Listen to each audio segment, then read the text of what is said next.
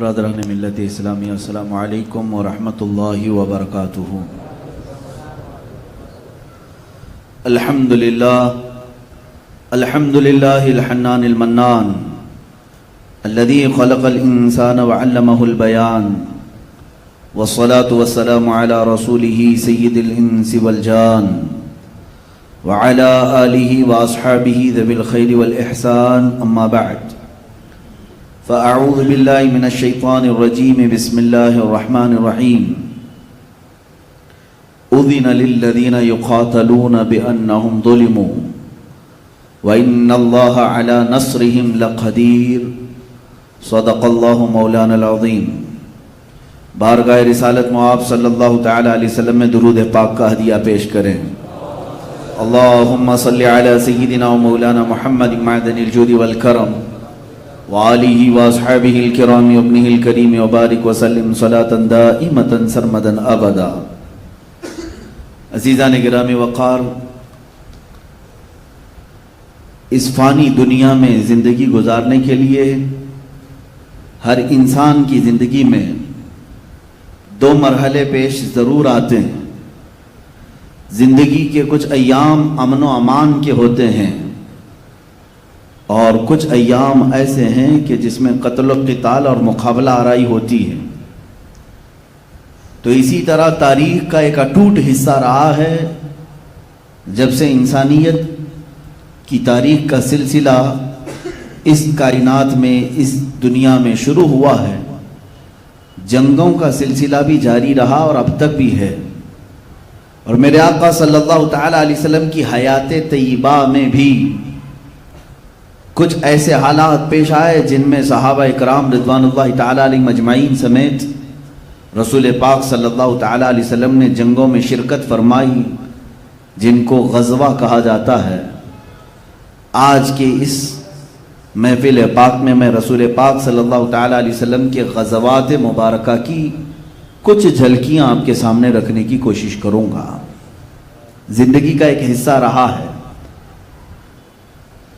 اور خود اس رسول کریم صلی اللہ تعالی علیہ وسلم کی تعلیمات میں یہ ہے، لا تتمنوا لقاء عدوکم، کبھی تم دشمن سے مٹبھیڑ ہونے کی تمنا مت کرنا۔ یعنی بیٹھے بیٹھے روز دعا مت کرو کہ میں فلاں کے ساتھ ہماری جنگ ہو جائے، جنگ ہو جائے، جنگ کی تمنا نہ کرو۔ اللہ کے نبی صلی اللہ علیہ وسلم کی تعلیمات یہ ہیں، جہاں تک ہو سکے امن و امان قائم رکھو، اس لیے کہ جنگوں میں نقصان دونوں طرف کا بھی ہوتا ہے۔ اکثر یہ دیکھا گیا ہے، جنگ ہوگی تو نقصانات ہوں گے ہی۔ تو حضور اکرم صلی اللہ تعالی علیہ وسلم کی ایک تعلیم تو یہ ہے، لیکن آگے میرے آقا نے یہ فرمایا وَإِذَا لَقِيتُمْ، ہاں اگر ایسا معاملہ پیش آ گیا کہ تم پر جنگ مسلط کر دی گئی، سامنے والے کو جنگ کے بغیر کوئی چارہ نہیں، تو پھر اللہ کے حبیب صلی اللہ علیہ وسلم فرماتے ہیں پھر تم ڈٹے رہو، پھر تم ڈٹے رہو اور مقابلہ کرو۔ یہ نہیں ہے کہ میدان چھوڑ کر بھاگ جائیں اور امن و امان کی بات کریں۔ صلح و مصالحت، امن و امان، یہ کچھ الفاظ ایسے ہیں جس کو آج مجھے سمجھانا ہے۔ میں نے دیکھا ہے اکثر لوگ اسلام کی تعبیر میں دو طرف ہیں۔ کچھ لوگ وہ ہیں جو صرف اسلام کو امن و امان، امن و امان، امن و امان یہی تعبیریں کرتے ہیں۔ بالکل اسلام کا نام ہی ہے پیس، میں بھی اس کو ایگری کرتا ہوں۔ کچھ لوگ اسلام کے متعلق صرف جنگوں کا تذکرہ کرتے ہیں کہ اس میں سخت ترین موقف اختیار کیا گیا ہے دشمنوں کے مقابل میں، تب جا کر کے اسلام اپنے پیر جما سکا، اپنی سلطنتیں مضبوط کر سکا، تو جنگوں کا ہونا، جہاد کا ہونا ضروری ہے۔ یہ بعض لوگ اسلام کی تعبیر میں صرف جہاد اور جنگ کا نام لیتے ہیں، اور بعض لوگ صرف امن و امان کا نام لیتے ہیں۔ کیا اسلام کی یہ تعبیریں دونوں لوگ جو کر رہے ہیں وہ صحیح ہے؟ میرے عزیزوں، میرا کہنا یہ ہے کہ اسلام ان دونوں حالات سے گزرا ہے۔ اسلام کا بیسک فنڈا تو یہ ہے کہ وہ امن و امان چاہتا ہے پوری کائنات میں، لیکن اگر کوئی اس میں فساد مچانا چاہے تو اس کے ساتھ جہاد بھی چاہتا ہے. اسلام جہاد بھی کرے گا کس کے ساتھ؟ جو امن و امان میں فساد مچائے گا. تاریخ میں یہی ہے. لہذا ہمیشہ اسلام کی جب بھی تعبیر کرو تو تصویر کا ایک رخ نہ بتاؤ کہ اسلام میں میاں کسی کو کچھ نہیں کہنا ہے, اللہ اللہ کرنا ہے, تسبیح پڑھو, دعا کرو.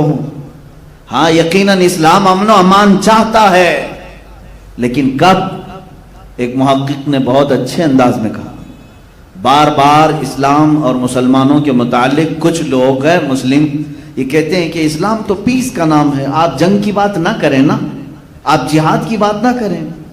اور کچھ ہمارے ماڈرن خیالات کے اور کچھ سیکولر لوگ ایسے بھی ہیں جو کہتے ہیں کہ نہیں اسلام صرف امن و امان کے لیے ہے. ہاں یقیناً میں دونوں تصویریں آپ کو بتاؤں.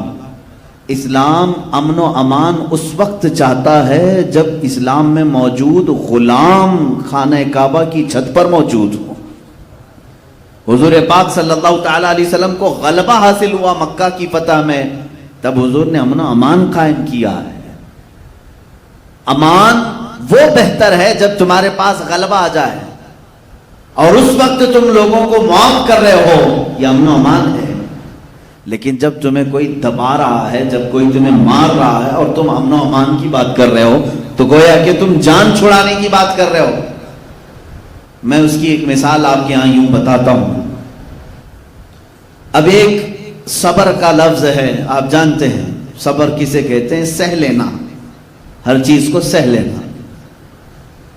اب کوئی 4 سال کا بچہ ہے, میرے ساتھ اس کا مقابلہ ہو رہا ہے. 4 سال کے بچے کو میں نے تھپڑ مارا اور وہ 4 سال کا بچہ یہ کہتا ہے میں نے صبر کر لیا. میاں تیرے پاس صبر کے علاوہ چارہ کیا ہے؟ پلٹ کر مارنے کی طاقت بھی تو نہیں ہے. تو بڑے آدمی سے, طاقت والے آدمی سے اگر مار کھا کر کے خاموش رہے اور پھر یہ کہے میں صبر کر رہا ہوں, یہ صبر نہیں, یہ تیری مجبوری ہے, یہ مجبوری ہے. ہاں کب؟ وہ 4 سال کا بچہ مجھے تھپڑ لگا دے, مجھے تھپڑ لگا دے, میں بدلہ لینے کی طاقت رکھتا ہوں, باوجود اس کے میں نے اس کو معاف کر دیا. یہ ہے صبر. اس کو کیا کہتے ہیں؟ صبر. یہی اسلام چاہتا ہے کہ جب تمہارا غلبہ ہو اور تم دشمنوں کو معاف کر رہے ہو تو اسلام یہ امن و امان کی بات کرتا ہے. لیکن جب تمہارے ہر عضو پر بلکہ اسلامی شعار پر حملہ کیا جا رہا ہو اور تمہیں دبانے کی کوشش کی جا رہی ہو, مارنے کی کوشش کی جا رہی ہو, اور تم یہ کہو نہیں صبر کرنا ہے ہمیں, یہ صبر نہیں ہے, یہ تم مجبوری کو صبر کا سہارا لے رہے ہو. مجبوری کا نام صبر نہیں ہے. اسی طرح امن و امان اس کو نہیں کہتے. عزیزان گرامی وقار, رسول پاک صلی اللہ تعالی علیہ وسلم کی حیات طیبہ میں 2 معاملات پیش آئے ہیں. آپ کی زندگی پاک جو 40 سال تک تھی, یہ اعلان نبوت سے پہلے کی زندگی ہے. حضور صلی اللہ تعالی علیہ وسلم نے اعلان نبوت نہیں فرمایا تھا, لیکن جب آپ کی عمر پاک 40 سال کی ہوئی, اس وقت سے لے کر آپ کی وفات 63 سال تک کتنی عمر ہوئی؟ 23 سال. آپ کی عمر مبارکہ 40 سال سے لے کر 63 سال تک کی عمر کتنی ہوئی؟ 23 سال, 23 ایئرس. اس کو ہم 2 حصوں میں تقسیم کرتے ہیں, 2 حصوں میں تقسیم کرتے ہیں. حضور صلی اللہ تعالی علیہ وسلم 40 سال سے لے کر 53 سال تک مکہ ہی میں رہے, 13 سال تک مکہ میں رہے اعلان نبوت کے بعد. اور جب آپ کی عمر مبارکہ 53 سال کی ہوئی, آپ نے ہجرت فرمایا مدینہ طیبہ کی طرف اور وہاں 10 سال قیام فرمایا. تو میں یہ 23 سال کو 2 حصوں میں تقسیم کرتا ہوں, تو 13 سالہ مکی دور ہے اور 10 سالہ مدنی دور ہے. حضور اکرم صلی اللہ تعالی علیہ وسلم کی زندگی پاک میں جو اسلام کے دن ہیں, جو اعلان نبوت کے بعد کے دن ہیں, اس میں 13 سال مکی زمانہ ہے اور 10 سال مدنی زمانہ ہے. یہ دونوں میں بڑا فرق ہے. مکی زمانے میں اور مدنی زمانے میں بڑا فرق ہے. مکی زمانے میں حضور اکرم صلی اللہ تعالی علیہ وسلم کو تبلیغ کا حکم تو تھا کہ آپ اپنے قریبی لوگوں کو اسلام کی دعوت دیں، اللہ کی طرف بلائیں۔ رسول پاک صلی اللہ تعالی علیہ وسلم نے دعوت کا کام شروع رکھا، اور ان 13 سالوں میں بہت کم لوگ ایمان لائے، بہت کم لوگ، یہاں تک کہ آپ کو لڑنے کا اور جہاد کا بھی حکم نہیں تھا۔ 13 سال تک حضور پاک صلی اللہ علیہ وسلم نے ایک بھی جہاد نہیں فرمایا۔ مکہ کے زمانے میں، مکی دور میں ایک بھی جنگ نہیں ہوئی، ایک بھی جہاد نہیں۔ آج ان لوگوں کو غور سے سننا چاہیے جو اسلام کو کہتے ہیں تلوار کی زور سے پھیلا ہے۔ میں تمہیں بتاؤں کہ کتنے زمانے میں تلوار اٹھائی گئی ہے اور کہاں کہاں اٹھائی گئی ہے، اور جہاں میرے آقا صلی اللہ تعالی علیہ وسلم نے تلوار اٹھائی، آج دنیا کو ان جگہوں پر اٹھانا ضروری ہو گیا ہے تلوار۔ میں اس کو بھی ثابت کروں گا۔ رسول پاک صلی اللہ تعالی علیہ وسلم کا جو دستور ہے وہ کائنات کا سب سے اعلیٰ دستور ہے۔ آپ کا جو نظام ہے وہ سب سے اعلیٰ نظام ہے، اس میں ایک نقص بھی نہیں، ایک عیب بھی نہیں آ سکتا۔ 13 سال تک کبھی مشرکین مکہ کے ساتھ قتال، جنگ، جہاد نہیں ہوا، کیونکہ اللہ کا حکم ہی نہیں آیا تھا۔ حضور پاک صلی اللہ تعالی علیہ وسلم تبلیغ فرما رہے ہیں، بعض لوگ آیتوں کا مذاق اڑا رہے ہیں، رسول پاک صلی اللہ تعالی علیہ وسلم کا استہزاء کر رہے ہیں، مذاق کر رہے ہیں، تب بھی اللہ تعالیٰ نے یہ فرمایا وَاصْبِرْ عَلَىٰ مَا يَقُولُونَ، جو لوگ کہہ رہے ہیں اس پر آپ صبر کریں۔ اے رسول پاک صلی اللہ تعالی علیہ وسلم، آپ ان کے جواب میں قتل و قتال نہ کریں، لڑائی کرنے کا، جہاد کرنے کا حکم نہیں تھا۔ پھر اس کے بعد یہ 13 سال سخت ترین زمانہ ہے، مشکلات کا زمانہ ہے، مشقتوں کا زمانہ ہے۔ اس مکی دور میں حضور پاک صلی اللہ تعالی علیہ وسلم کے غلاموں کے ساتھ انہوں نے کیسا کیسا برتاؤ نہیں کیا۔ حضرت بلال حبشی ان کی دشمنیوں کا اور ان کی ظلم و ستم کا ایک ایسا نشانہ بن چکے تھے کہ ان کے پورے جسم پاک میں داغ تھے، نشانات تھے۔ حضرت سمیہ کا انہوں نے ایسا خاتمہ کیا، وہ شہید ہو گئی۔ حضرت یاسر رضی اللہ تعالیٰ جو اسلام کے سب سے پہلے شہید ہیں، مکہ والوں نے انہیں قتل کر دیا، شہید کر دیا۔ کئی صحابہ اکرام کو جانوں سے انہوں نے ختم کیا، شہید کیا۔ خود رسول پاک صلی اللہ تعالی علیہ وسلم پر بھی انہوں نے دست درازیاں کی ہیں، یہ تاریخ میں موجود ہے۔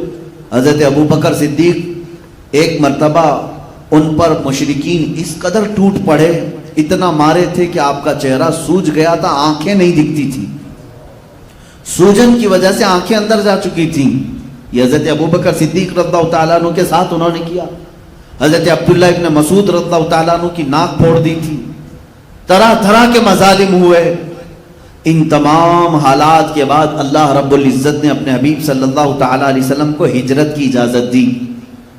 پہلے مسلمانوں کی ایک جماعت ہجرت کر کے گئی، کہاں؟ حبشہ کی طرف۔ افریقہ کا ایک ملک ہے جس کو آج ایتھوپیا کہتے ہیں، ملک حبشہ کی طرف مسلمانوں کی ایک جماعت گئی، جس میں حضرت عثمان ابن عفان بھی تھے رضی اللہ تعالیٰ، اور حضور صلی اللہ تعالیٰ علیہ وسلم کی صاحبزادی حضرت رقیہ بھی تھی، حضرت جعفر طیار بھی تھے۔ تو یہ مسلمانوں کا قافلہ مکہ سے ہجرت کر کے حبشہ چلا گیا۔ کفار و مشرکین کے ظلم و ستم اس قدر بڑھ گئے تھے کہ ان کو اپنا اصلی وطن چھوڑنا پڑا، وہ دوسرے وطن میں جا کر پناہ لیے۔ پھر وہ وقت بھی آیا جب اللہ رب العزت نے اپنے حبیب صلی اللہ علیہ وسلم کو بھی مکہ مکرمہ سے ہجرت کرنے کا حکم دیا۔ ہجرت کہتے ہیں چھوڑ دینا، ترک کر دینا۔ رسول پاک صلی اللہ تعالی علیہ وسلم کی وہ ہجرت کا واقعہ پیش آیا، آپ اپنے ساتھ اپنے یار غار حضرت ابو بکر صدیق کو ساتھ لیے اور مدینہ طیبہ کی طرف رواں ہو گئے۔ یہ اللہ کے نبی صلی اللہ تعالی علیہ وسلم کی جو ہجرت ہے، یہ اسلام کا ٹرننگ پوائنٹ ہے۔ یہاں سے اسلام کی تاریخ ایک نئی تاریخ ہے، اور کیوں نہ نئی تاریخ ہو، آج بھی جو ہم 1442 میں چل رہے ہیں، یہ تاریخ چلی ہی ہے حضور کی ہجرت کے بعد سے۔ بہت ساری تاریخیں ہیں، کسی کی ولادت سے تاریخ چل رہی ہے، کسی کی وفات سے چل رہی ہے، لیکن اسلامی تاریخ کہاں سے چل رہی ہے؟ حضور کی پیدائش سے نہیں، اور نہ حضور کی وفات کے دن سے، بلکہ حضور پاک صلی اللہ تعالی علیہ وسلم نے جو مکہ سے ہجرت کیا مدینے، اس دن سے اسلامی تاریخ شروع ہوئی ہے۔ آج حضور پاک صلی اللہ علیہ وسلم کو ہجرت فرما کر 1442 ہجری ہو گئی، ہجرت کی تاریخ یہ موجود ہے۔ کیوں میرے عزیزو؟ یہاں سے اسلام اب نئی تاریخ لکھنے جا رہا ہے۔ اسلام نے ایک ایسی نئی تاریخ لکھی جس کو انگریز قلمدان مائیکل نے کہا ہے، جس نے کتاب لکھی حضور پاک صلی اللہ تعالی علیہ وسلم کے متعلق کہ دنیا میں سب سے زیادہ اثر اور لوگوں میں انفلوئنس ڈالنے والی شخصیت محمد صلی اللہ علیہ وسلم ہے۔ اسی انگریز نے یہ کہا، اپنی کتاب میں لکھا، لوگوں نے اس سے سوال کیا پہلے تو نے محمد صلی اللہ علیہ وسلم کا نام کیوں لکھا؟ تو کہتا ہے میں نے اس پروفٹ محمد صلی اللہ علیہ وسلم کی تاریخ پڑھی، جس دن یہ اپنی دعوت کے لیے شروع کیا وہ مکہ کا پورا میدان تھا، لیکن اس کی تاریخ، اس کی دعوت پر لبیک کہنے والے صرف 2 تھے، ایک اس کی عورت تھی، ایک بھتیجا، ایک بھائی تھا حضرت علی رضی اللہ تعالیٰ، ایک عورت تھی سیدہ خدیجہ، اور ایک چچا کا بیٹا علی جس کی عمر 9 سال تھی۔ یہ مائیکل کہتا ہے کہ یہ دعوت شروع ہوئی تھی صرف 2 لوگوں سے، حضور نے دعوت دی، 2 لوگوں نے لبیک کہا، اس کے بعد اپنے قریبی ساتھیوں میں ابو بکر صدیق اور ایک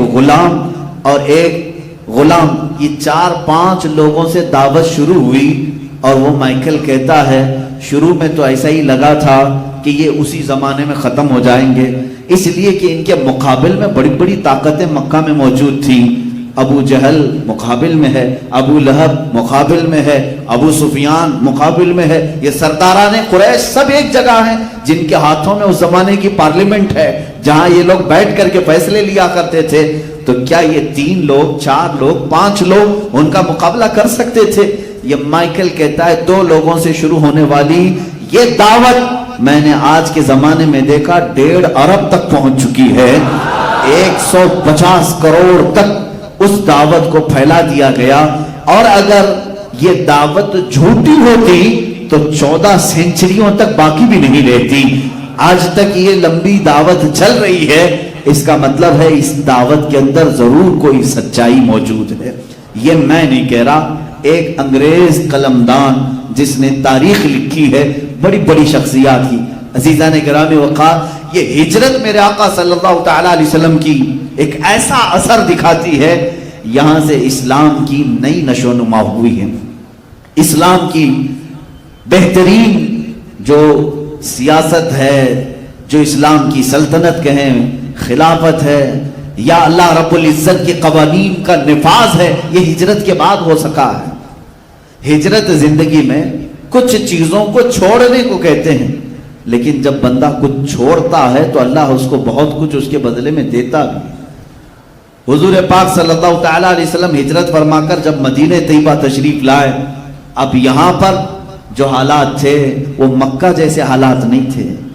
مدینہ نرم دل لوگوں کی زمین تھی، وہاں پر لوگوں نے استقبال کیا تھا۔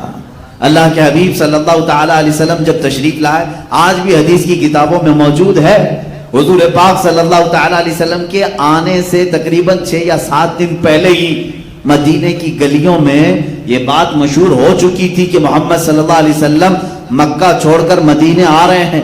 آلریڈی وہاں پر 100 سے زیادہ گھروں میں اسلام موجود تھا حضور صلی اللہ تعالی علیہ وسلم کے آنے سے پہلے، کیونکہ حضور جب دعوت شروع فرما چکے تھے مکہ میں تو مدینے سے قافلے آتے تھے حج کے لیے، اور وہ حضور پر ایمان لاتے تھے، واپس جاتے اپنے شہر میں پھر تبلیغ کرتے۔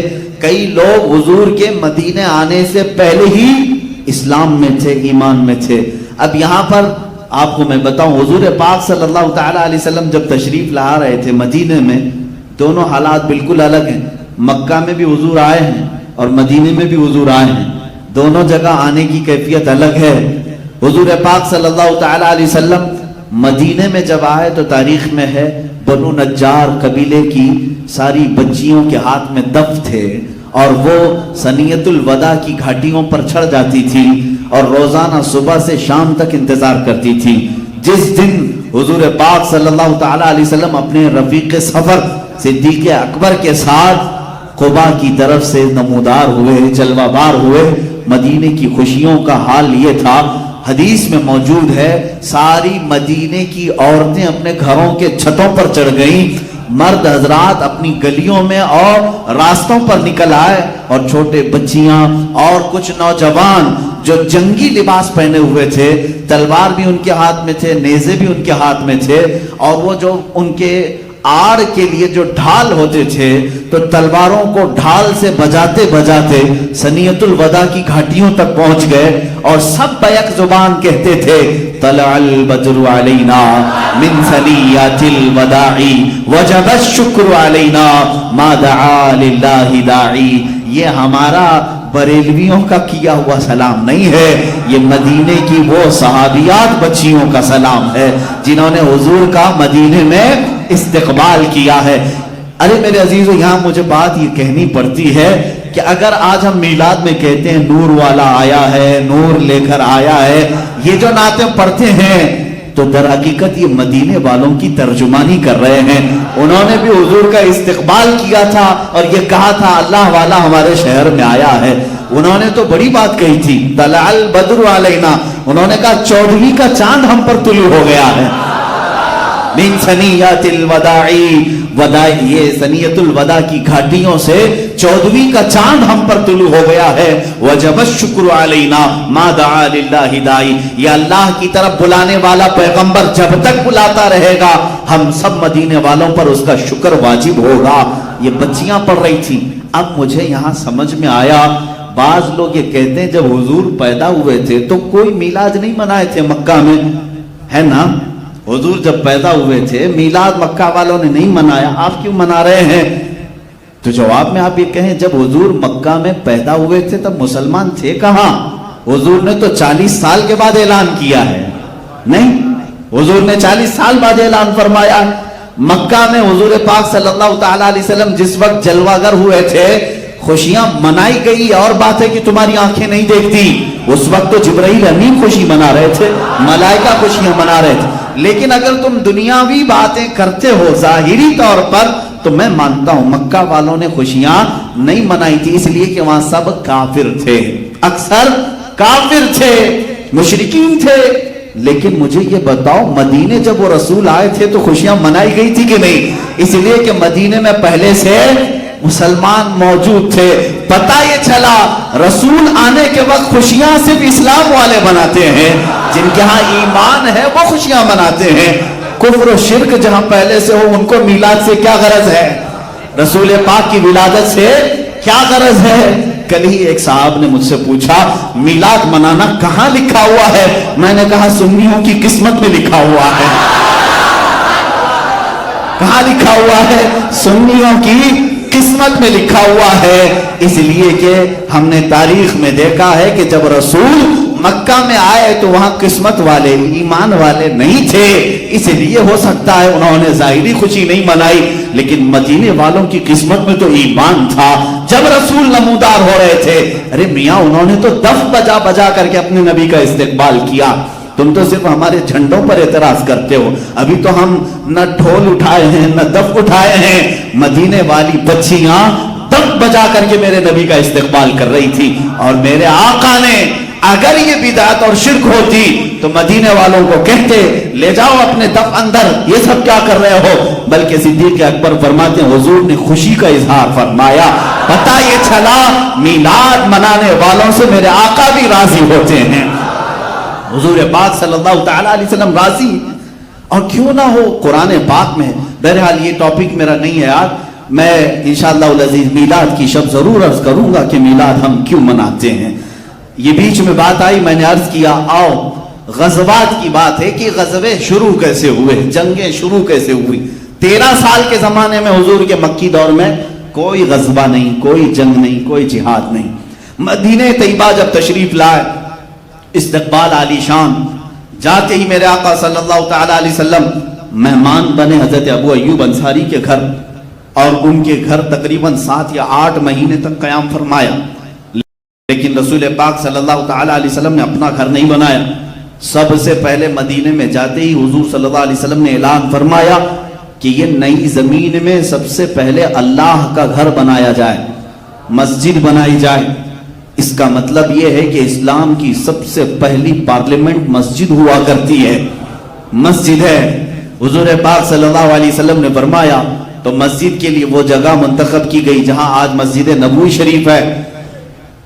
یہ جس کی زمین تھی انہوں نے مفت میں ہدیہ کیا، حضور پاک صلی اللہ تعالی علیہ وسلم نے لیا، لیکن یہ 2 یتیموں کی تھی، اس کی قیمت حضور نے ادا فرمائی۔ کہا کہ یہ یتیموں کا حق ہے، اسے ہدیتاً یعنی مفت میں نہ لیا جائے، اس کی قیمت ادا کی گئی۔ مسجد نبوی شریف کی جو قیمت ادا ہوئی کس کا مال تھا؟ حضرت ابوبکر صدیق کا مال تھا۔ حضرت ابوبکر صدیق کے مال سے مسجد نبوی کی جو جگہ ہے وہ خریدی گئی اور اس پر مسجد نبوی تعمیر ہوئی۔ یہ پھونکتے ہیں صدیق اکبر کی شان میں، شیعہ رافضی صدیق اکبر کی شان میں غلیظ مغلظات بکتے ہیں۔ ابھی تو پاکستان کی سرزمین پر ایک کھٹمل نے سیدنا ابوبکر صدیق رضی اللہ تعالیٰ عنہ کو کافر بھی کہا، معاذ اللہ رب العالمین۔ اس ذلیل و بدکار آدمی کو دنیا میں بھی اللہ ذلت سے رکھے گا اور آخرت میں بھی وہ ذلیل ہوگا انشاءاللہ۔ جس کے مال سے اسلام کی پہلی مسجد یعنی مسجد نبوی تعمیر ہو رہی ہے۔ مسجد قباء تھی لیکن باضابطہ رسول کی جو مسجد ہے وہ مسجد نبوی جہاں تعمیر ہوئی۔ اس کے بعد حضور پاک صلی اللہ تعالی علیہ وسلم نے ہجرت کے بعد جو سب سے پہلا نظام قائم کیا، میں آپ کو بتاتا ہوں، ایک نیا ملک جب کوئی قائم کر رہا ہوتا ہے سب سے پہلی ضروریات اس کی کیا ہوتی ہیں؟ جب نیا ملک قائم ہو رہا ہو، جو بھی اسلام کے بیس پر نیا ملک قائم ہوتا ہے اس میں سب سے پہلا اپنا گھر نہیں اللہ کا گھر بنایا جاتا ہے۔ اللہ کا گھر بنا، مسجد جیسی بنی، حضور پاک صلی اللہ تعالی علیہ وسلم نے ایک ایسا عقد فرمایا۔ عقد کہتے ہیں جوڑنے کو، باندھنے کو، جیسے عقد نکاح ہم کہتے ہیں شوہر اور بیوی دونوں کو جوڑ رہے ہیں تو یہ عقد نکاح، عقد کہتے ہیں گرہ لگانا، گانٹھ لگانا۔ لیکن رسول پاک صلی اللہ تعالی علیہ وسلم نے مواخات کا عقد کیا تھا، بھائی بھائی بنانے کا عقد، اور تاریخ میں ایسا عقد دوسرا ملتا ہی نہیں۔ حضور پاک صلی اللہ تعالی علیہ وسلم کے لیے جو لوگ اپنا وطن چھوڑ کر آئے تھے، مکہ سے دیگر علاقوں سے، سب چھوڑ کر مدینے آ رہے ہیں، اور ان کو کون رکھے گا؟ مدینے میں وہ کہاں رہیں گے؟ ان کا کھانا پینا، ان کی کمائی کا ذریعہ کیا ہوگا؟ یہ تو فکر تھی۔ تو مدینے میں جو لوگ موجود تھے وہ انصار صحابہ، اور جو ہجرت کر کے آئے تھے وہ مہاجرین صحابہ، سب کو جمع کیا میرے آقا صلی اللہ علیہ وسلم نے۔ اور اس مجلس میں صبح سے شام تک میرے آقا نے کیا فرمایا؟ ایک مہاجر صحابی کو اٹھاتے، ایک انصار صحابی کو اٹھاتے، دونوں کا ہاتھ جمع کرتے اور کہتے آج سے تم دونوں بھائی ہو۔ اس طرح دونوں کے بھائی چارگی کا سلسلہ شام تک جاری رہا۔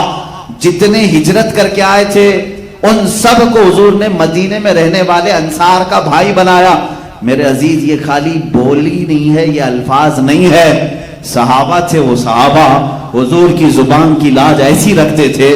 ایک ایک صحابی جو انصار ہیں وہ اپنے مہاجر بھائی کو گھر لے جاتے اور اسی دن شام میں بیٹھ گئے اپنی جائیداد، اپنی پراپرٹی، اپنی مکان سب بتا رہے ہیں۔ کہا ہے میرے مہاجر بھائی، میرا باغیچہ اتنا بڑا ہے، اتنے درخت اس کے اندر ہے، مارکیٹ میں 4 دکانیں ہیں، مکان اتنے ہیں، آدھی مارکیٹ تیری ہے، آدھا باغیچہ تیرا ہے، آدھی دکان تیری ہے، آدھا گھر میرا، آدھا گھر تیرا، ہر چیز میں، اس لیے کہ اللہ کے نبی نے جب بھائی بنایا ہے میری ہر چیز میں آدھا حصہ تیرا بھی ہے۔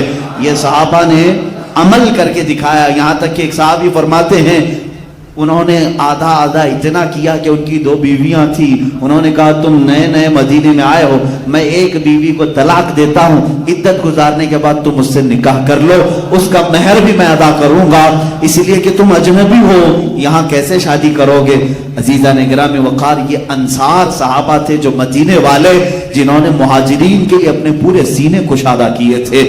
کسی کے سینے میں ذرا برابر بھی ایسی بات نہیں آئی تھی کہ باہر سے آنے والے ہم پر قابض ہو گئے، نہ، مدینے والوں کا دل اللہ رب العزت نے اتنا نرم بنایا، آج بھی اس کا اثر باقی ہے۔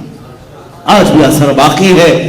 میں اکثر کو جانتا ہوں اہل مدینہ جب بھی ہم ان سے ملاقات کرتے ہیں تو ہم یہی کہتے ہیں اہل المدینہ علی رؤوسنا، مدینے والے ہمارے سروں پر ہیں، اس لیے کہ جنہوں نے نبی کا استقبال کیا ہے ہمیں یقین ہے وہ آنے والے قیامت تک ہر مسلمان کا بھی استقبال کرتے ہیں. بعض علاقوں میں مکہ میں دیکھا ہے شدت پائی جاتی ہے، لیکن مدینے والے آج بھی نرمی کرتے ہیں حجاج کے ساتھ بھی، جو حج کے لیے آتے ہیں، جو زیارت کے لیے آتے ہیں، ان کے ساتھ بھی نرمی کی جاتی ہے. آج تک مدینے کا ایک رواج ہے، آج بھی رواج ہے، اللہ اس کو سلامت رکھے. میں نے کافی دن قبل یہ پڑھا تھا کہ جو بھی مدینے میں نیا ان کو دکھتا ہے، جو بھی، وہ لوگ کیا کہہ کر کے پکارتے ہیں؟ کہتے ہیں یا محمد. آپ بھی جائیں، اگر آپ کا نام ان کو معلوم نہیں ہو تو یہاں تو آپ پکاریں گے مسٹر فلاں فلاں، نہیں، مدینے والے جس کا نام معلوم نہیں اس کو کہتے ہیں محمد. وہ اپنی جانب سے ہر ایک کا نام محمد رکھتے ہیں، اور اگر کوئی دوست بن جائے تو اس کو صدیق کہتے ہیں یا صدیق کہتے ہیں. مدینے کا یہ رواج ہے آج بھی. ہم نے پوچھا کہ ایسا کیوں کیا جاتا ہے؟ کہا گیا کہ جب سے نئے طریقے سے میرے آقا تشریف لائے تھے مدینے والوں نے اس خوشی کو آج تک محسوس کیا. جب بھی کوئی نیا مدینے میں آتا ہے تو ہم اس کو محمد ہی کہتے ہیں، نام جب تک معلوم نہ ہو اس کو محمد ہی پکارا جاتا ہے.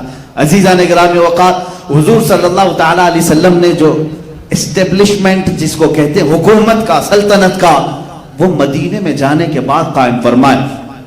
مسجد بنی، عقد مواخات ہوا، یعنی بھائی چارگی قائم کی گئی. اب اسلام کو مضبوط کرنے کا زمانہ تھا. رسول پاک صلی اللہ تعالی علیہ وسلم نے صحابہ کے لیے گھر بنانے شروع فرمائے. جو گھر بار سب چھوڑ کر آئے تھے ان کے لیے گھر بنائے گئے. سب سے پہلے کالونی بنانے کا، لے آؤٹ بنانے کا نظام میرے آقا نے عطا فرمایا ہے. بستیاں آج بھی اصحاب صفہ کی مدینے میں، اگرچہ ان کو ویران کر دیا گیا ہے، لیکن مدینے کے مضافات میں حضور نے ایک بہت بڑی جگہ میں صحابہ کے گھر بنائے تھے بڑے ڈسپلن کے ساتھ. جب کسی کی شادی ہوتی تو اس مکان میں شفٹ کیے جاتے. کالونی بنانے کا سسٹم میرے آقا صلی اللہ علیہ وسلم کا ہے.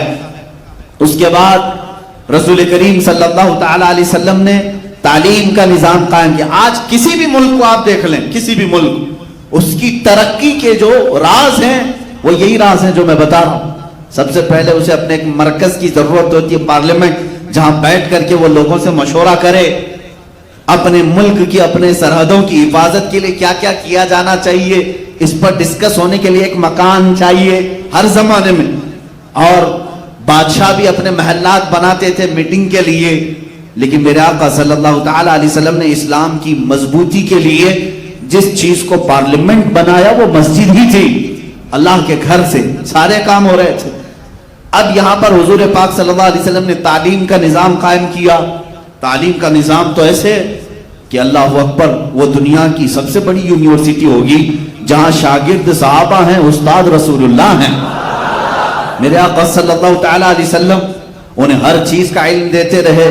صحابہ بھر بھر کر پیتے رہے، علم کی سوغات لیتے رہے. یہ تمام نظام قائم کس لیے کیا؟ امن و امان کے لیے کیا. جب میرے آقا صلی اللہ تعالی علیہ وسلم آئے، پھر اس کے بعد زراعت کے اصول، باغیچہ، شجرکاری، یہ سب میرے آقا نے فرمایا. کھجوروں کے باغیچے، خود یہاں تک کہ اپنے ہاتھ سے میرے آقا صلی اللہ علیہ وسلم نے باغیچے میں درخت لگائے. شجرکاری کا منصوبہ میرے آقا صلی اللہ تعالی علیہ وسلم کا تھا. اور اس کے بعد غلام آزاد کرنے کی تلقین فرمائی. جس کے پاس جو غلام ہے وہ آزاد کرے، اس لیے کہ اسلام غلامی کے دور میں نہیں رہنا چاہتا. یہ وہ زمانہ تھا جب انسانوں کو غلام بنایا جاتا تھا. مثال کے طور پر اگر آپ کسی کے غلام ہیں تو آپ کو چھٹکارا نہیں، جب تک مالک جو خدمات لیتا رہے آپ کو کرنا ہوگا. اور آزاد کرنے کا نظام بھی تھا کہ اگر اس مالک نے کہہ دیا جا تو آج سے آزاد ہے، تو پھر اب آزاد آدمی پر کوئی دوسرا ڈورا ڈال نہیں سکتا تھا. لیکن غلام بازار میں بیچے جاتے تھے، ان کی بولیاں لگتی تھی، باندیاں بھی بیچی جاتی تھی. اسلام کے شروع میں بھی یہ چلا، لیکن رسول کریم صلی اللہ تعالی علیہ وسلم کی تعلیمات نے اس کو دھیرے دھیرے ختم فرمایا. کیسے؟ دیکھیں اسلام کے کئی احکام ہیں. روزہ ٹوٹ گیا، گناہ تم سے ہوا، اللہ فرما رہا ہے ایک غلام آزاد کر دو، کفارے میں غلام آزاد کر دو، قسم کھایا توڑ دیا، اللہ فرما رہا ہے غلام آزاد کر دو۔ کئی ایسے کفارے ہیں جس میں اللہ تعالیٰ نے غلام آزاد کرنے کا حکم فرمایا، یعنی اسلام غلامی کے دور سے انسانوں کو نکالنا چاہتا ہے۔ اور یہ سلسلہ شروع ہوا مدینہ طیبہ میں، کتنے غلام آزاد کیے گئے، بے شمار۔ حضرت ابوبکر صدیق رضی اللہ تعالیٰ عنہ کا تو محبوب مشغلہ تھا، آپ مال جمع کرتے اور جو بھی کوئی غلامی کی زنجیروں میں جکڑا ہوا ہے اس کے مالک سے جا کر بات کرتے، یہ غلام میرے ہاتھ میں کتنے میں بیچے گا؟ وہ کہتا اتنے اتنے درہم میں۔ حضرت ابوبکر وہ غلام خریدتے اور اس غلام کو لا کر حضور کے پاس چھوڑ دیتے اور کہتے آج سے تو آزاد۔ حضرت بلال حبشی ابوبکر صدیق رضی اللہ تعالیٰ عنہ کے آزاد کردہ غلام، حضرت سلمان فارسی رضی اللہ تعالیٰ مال صدیق اکبر سے آزاد کیے ہوئے ہیں، پہلے آپ بھی غلام تھے۔ کئی صحابہ ہیں جو غلامی کے زمانے میں زندگی گزار رہے تھے اور انہیں آزاد کرنے کا حکم دیا گیا۔ مسلمانوں، اپنے بھائیوں کی آزادی کی فکر کرنا یہ صدیقی ایمان ہے۔ اگر کوئی قید ہے، ناحق اگر کسی کے اوپر مقدمات ہے، جیل میں ہے، تم یہ مت سوچو کہ میں روٹیاں پکا پکا کر کھاتا رہوں، وہ تو گیا ہے اندر۔ تمہیں اپنے بھائی کی فکر ضرور کرنی چاہیے، اپنے بھائی کی فکر کرو، جو ناحق مقدموں میں پھنس جائے یا قید ہو جائے اسے آزاد کرانے کی فکر، یہ ایمان ابوبکر صدیق میں سے آتا ہے، صدیق اکبر رضی اللہ تعالیٰ عنہ کے محبوب مشغلے میں سے۔ اب یہ جو اسٹیبلشمنٹ ہے سلطنت اسلام کا، مملکت خدا داد جس کو کہیں آپ، جب بھی کوئی ایک نئی کنٹری بنا رہا ہے تو کیوں بنائے گا؟ اس کے فالوورز کے لیے اچھی زمین ملے، اچھی ہوا ملے، سکون و اطمینان کے ساتھ رہے۔ اب میں آپ کو بتاتا ہوں جنگیں کیوں ہوتی اور اسلام کی جنگیں جو شروع ہوئی اس کی وجہ کیا ہے۔ اب میں آپ کے ذہن کو قریب کرتا ہوں، اس کا کچھ لوگ غلط معنی نہ نکالیں۔ میں پوری ایک جماعت کو لے کر شفٹ ہو گیا، چاہنے والے تھے، اللہ والے تھے، یہاں تکلیفیں زیادہ ہو رہی تھی، ایک جگہ ہم شفٹ ہو گئے۔ مقصد کیا تھا ہجرت کرنے کا ہمارا؟ تاکہ لوگوں کے فتنوں سے دور ہو جائیں، ہم اللہ رب العزت کے نظام پر آزادی کے ساتھ عمل کر سکیں۔ بات یہی ہے، ہم سب ایک جگہ جمع ہوئے ہیں، ہمارا مقصد تو یہی ہوگا کہ ہم اپنے بچوں کو خوب پڑھائیں گے، زمینوں پر محنت کریں گے، زراعت ہوگی، فصل ہوگی، ہم کھائیں گے، خوشیوں سے رہیں گے، اس اصول پر عمل کریں گے، کسی کو نہیں چھیڑیں گے، ہم اللہ کی رضا چاہیں گے، یہی رہے گا ہمارا مقصد۔ چلیے اب دوسرا مسئلہ، اب آپ چلے آئے میرے ساتھ سارے لوگوں کے فتنوں سے دور، اب ہم نے ایک جگہ بھی محفوظ کر لی، سب کچھ اچھا چل رہا ہے، لیکن دشمنوں کو دیکھا نہ گیا، وہ ادھر بھی آنا شروع ہو گئے۔ اب جو ہم نے نیا نظام قائم کیا تھا اس پر شب خون مارنے لگے، جگہ جگہ سے مسلمانوں کو یا ہماری جماعت کو قید کرنے لگے، ایک ایک کو گرفتار کرنے لگے۔ اب کیا ہوگا بتاؤ؟ ہم وہاں سب چھوڑ کر کے آئے تمہارے فتنوں سے بچنے کے، تم یہاں بھی آ رہے ہو، تب تلوار اٹھانی پڑتی ہے، تب ڈیفنس کرنا پڑتا ہے۔ عزیزان گرامی، یہ پوری دنیا کا دستور ہے۔ تم اسلام کو جرم کے اعتبار سے دیکھتے ہو، ان ظالموں سے میں کہتا ہوں جن کے ہاتھوں میں ہزاروں لوگوں کا خون ہے آج، جو کرسیوں پر بیٹھے ہیں اور اسلام پر تھوکتے ہیں، اللہ رب العزت ان کے لیے کافی ہے، جو اسلام کے متعلق یہ کہتے ہیں کہ ہر ایک کو تلوار کے زور سے انہوں نے اپنے اندر کیا۔ تم کیا کر رہے ہو آج؟ تم کون سے زور سے ڈرون تیار کر رہے ہو، پیٹروٹ، میزائل، نیوکلیئر، ان تمام ہتھیاروں کی خریداری میں ایک دوسرے سے آگے بڑھنے کی سب کی دوڑ ہے اور سب یہی طاقت بنانا چاہ رہے، نہیں ہے؟ آج ہر کنٹری اپنے سرحد کی حفاظت کر رہی ہے کہ نہیں کر رہی؟ ہر ملک اس کی اپنی فوج ہے، اس کے اپنے سولجرز ہیں، بارڈر پر ہر ایک کنٹری نے سولجرز لگا رکھے ہیں۔ اگر کوئی دوسری کنٹری والا اس میں داخل ہوتا ہے تو کیا ہوا؟ اس کو مرحبا مرحبا کہہ کے بلا لیں گے۔ کوئی ایک ملک والا دوسرے ملک میں زبردستی گھسے، بلا لیں گے۔ میں پوچھتا ہوں، ہندوستان ہمارا محبوب وطن ہے، ہمارا آبائی وطن ہے، لیکن اس کی سرحدوں کی حفاظت بھی ہماری ذمہ داری. ہم اگر سرحدوں پر کھڑے رہیں، کوئی بھی اگر اس میں داخل ہونا چاہے، چائنا جیسے گھس رہا ہے، پاکستان کی طرف سے دراندازی ہو، بنگلہ دیش کی طرف سے ہو، کسی بھی پڑوسی ملک سے ہو، میں پوچھتا ہوں کیا ملک کی حفاظت کرنے والی جو بھی آرمی ہے یا جو حکومت ہے باہر کے ملک والے کو مرحبا کہہ کر کے اندر لے لے گی؟ اگر لیتی ہے تو اس کو بزدل کہتے ہیں. جیسے آج ہماری حکومت انہوں نے تو قبول کیا ہے بہت ساری جگہوں پر، چائنا کو بھی اندر لے لیا، ان کو بھی اندر لے لیا، اور ادھر 56 انچ کا بتاتے گھومتے ہیں ہمارا اتنا بڑا سینہ ہے، اتنا بڑا سینہ ہے. تمہارے سینے کی کیا ضرورت ہے؟ عزیزان گرامی وقار، کوئی بھی ملک کسی بھی ملک کی دراندازی کو ایکسپٹ نہیں کرتا. یہی اسلام نے کیا. مدینہ طیبہ جب میرے آقا تشریف لے گئے، مدینہ محفوظ و مامون تھا، صحابہ اکرام سب اچھائی سے وہاں عمل کر رہے تھے، لیکن مکہ کے مشرکین، اندازہ کرو آپ 400 کلومیٹر دور سے بھاگ کر کے مدینے میں خرابی پیدا کرنے کے لیے آ رہے ہیں. 400 کلومیٹر سے آ رہے ہیں. مدینہ آئے، راتوں رات آئیں گے، کسی کے کھجوروں کے باغ میں آگ لگا کر بھاگ جائیں گے. جو مسلمان کام کر رہے ہوں ان میں سے کسی ایک کو گرفتار کریں گے، ان کو قتل کر کے بھاگ جائیں گے مکہ. یہ ساری چیزیں مدینے میں آ کر کے وہ کر رہے تھے. مجھے بتاؤ کیا رسول پاک صلی اللہ تعالی علیہ وسلم کو ڈیفنس کا حق نہیں تھا؟ صحابہ اکرام اپنی سرحدوں کی حفاظت نہیں کریں گے؟ اسی لیے ہم کہتے ہیں ہم کو یا اسلام کو نہ چھیڑو مت، اس لیے کہ بہت دن تک اللہ ہمیں صبر کا حکم دیتا ہے.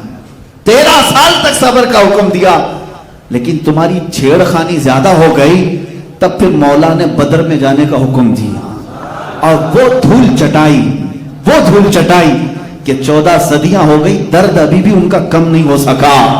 خیبر میں وہ دانت توڑے ہیں مولا علی کرم اللہ وجہہ الکریم نے، کہ 14 صدیوں بعد بھی یہودیوں کے سینوں میں ابھی بھی زخم موجود ہے. آج بھی وہ تڑپ رہے ہیں اس شکست کو لے کر. یہ لیکن شروعات کس نے کی تھی؟ کیڑا کاٹا کس کو تھا؟ کسے کھجلی ہو رہی تھی؟ امن و امان کو غارت کرنے کی کون سوچ رہا تھا؟ مکہ والے. جبکہ انہیں یہ ہونا چاہیے تھا مکہ چھوڑ کر کے چلے گئے، جانے دو، ہمارے وطن میں کچھ نہیں ہو رہا ہے. نہیں، لیکن وہ مکہ سے اپنے وفد بھیجتے، مدینے رات میں آ کر باغیچوں میں آگ لگا رہے ہیں، مزدور صحابہ کو پکڑ کر مار رہے ہیں، کوئی تجارت میں جا رہا ہے تو اس کا مال لوٹ رہے ہیں. تو کیا یہ برداشت کیا جائے گا؟ اب اسلام نیا ملک بنا چکا ہے، اب برداشت نہیں ہوگا. یہ سلطنت خدا داد تھی. اب اللہ کے نبی صلی اللہ تعالی علیہ وسلم کے ساتھ جو معاملات ہوئے وہ یہ ہے، کئی غزوے ہوئے ہیں. جنگ بدر کا نام تو آپ نے سنا، یہ اسلام کی پہلی بڑی جنگ ہے، لیکن تقریباً 5 یا 6 جنگیں اس سے قبل بھی ہوئی، لیکن اس میں لڑائیوں کی نوبت نہیں آئی. مڈبھیڑ ہوئی، وہ ادھر سے ادھر چلے گئے، ادھر سے ادھر آ، لیکن جس میں جنگ ہوئی گھماسان کی وہ بدر تھی. یہ 2 ہجری کی بات ہے. رسول پاک صلی اللہ تعالی علیہ وسلم اپنے صحابہ کو لے کر مدینہ طیبہ سے تقریباً 160 کلومیٹر دور تک تشریف لائے، اس لیے کہ ابو سفیان بہت بڑا مال کا قافلہ لے کر مکہ سے تجارت کے لیے ملک شام جا رہا ہے. اب آپ سوچیں مال کس کا ہے بیچنے جو جا رہے ہیں؟ یہ وہ صحابہ جو اپنے گھر چھوڑ آئے تھے، ان کا سب سامان سمیٹ کے ملک شام بیچنے جا رہے ہیں. ان کا بھی اس میں مال تھا، مکہ والوں کا بھی مال تھا. تو کیا مدینے میں آئے ہوئے صحابہ کا اتنا حق نہیں تھا کہ ہمارا مال ہمیں دے دو؟ صحابہ گئے، جنگ کی غرض سے نہیں گئے تھے، لڑنے کی نیت سے نہیں. جنگ کی غرض سے جاتے تو سارا سامان ہتھیار لے کے جاتے. جنگ بدر میں جن لوگوں صحابہ کے ساتھ جو سامان تھا، تاریخ پڑھیں گے تو آپ کو حیرت ہوگی.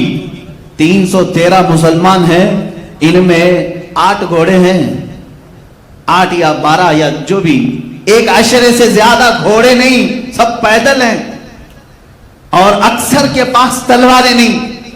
بعض صحابہ کہتے ہیں کچھ لوگوں کے پاس تلواریں ہیں تو ایسی کہ سبزی بھی نہیں کٹتی تھی اس سے.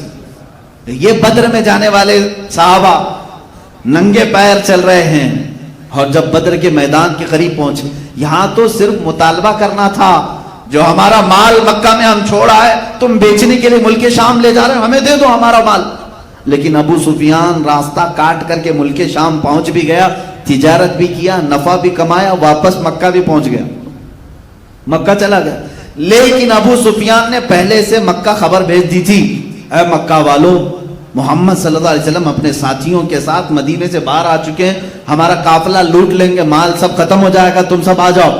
مکہ والوں کو اپنے مال تجارت کی فکر ہوئی، سب کے سب جوش میں بھر کر جمع ہوئے، تقریباً 1000 لوگ جمع ہوئے، ہتھیار بھی لیے، تلوار بھی لیے، گھوڑے بھی، ہاتھی بھی، اونٹ بھی، سب سامان کے ساتھ نکلے اور بدر میں آئے۔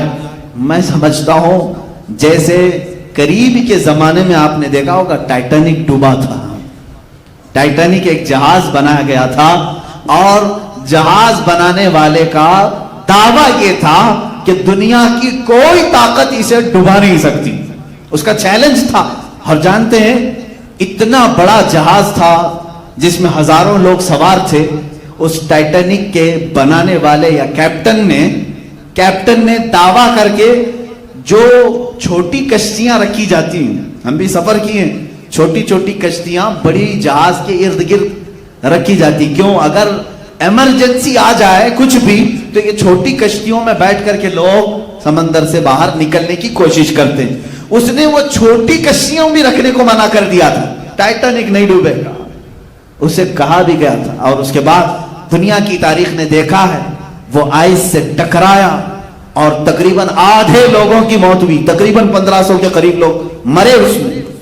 سیم یہ چیز بدر میں آنے والے کفار و مشرکین نے کیا تھا، وہ آئے تھے اور بہت ساری چیزوں میں ان کا شور و غل ایسا تھا کہ رات بھر محفلیں لگاتے تھے، گوشت بھونتے تھے اور کھاتے تھے، طبلے بجاتے تھے اور ناچتے تھے، اور کہتے تھے کہ اب محمد اور ان کے ساتھیوں کو آخری زمانے تک کوئی یاد بھی نہیں کرے گا، ایسا ہم ختم کر کے جائیں گے۔ اتنے بڑے بڑے دعوے ان کے، اگر اشعار آپ پڑھیں گے تو ایسا لگتا ہے کہ یہ لوگ یہ سوچ کر کے رکھے تھے کہ اب اسلام اور مسلمانوں کی کوئی ایک نشانی بھی باقی نہیں رہی۔ اتنے بڑے بڑے اشعار بدر کے میدان میں پڑھ رہے ہیں، اپنی محفلوں میں پڑھ رہے ہیں، لیکن ادھر رسول پاک صلی اللہ تعالی علیہ وسلم 313 نہتے صحابہ کے ساتھ کیا کر رہے ہیں؟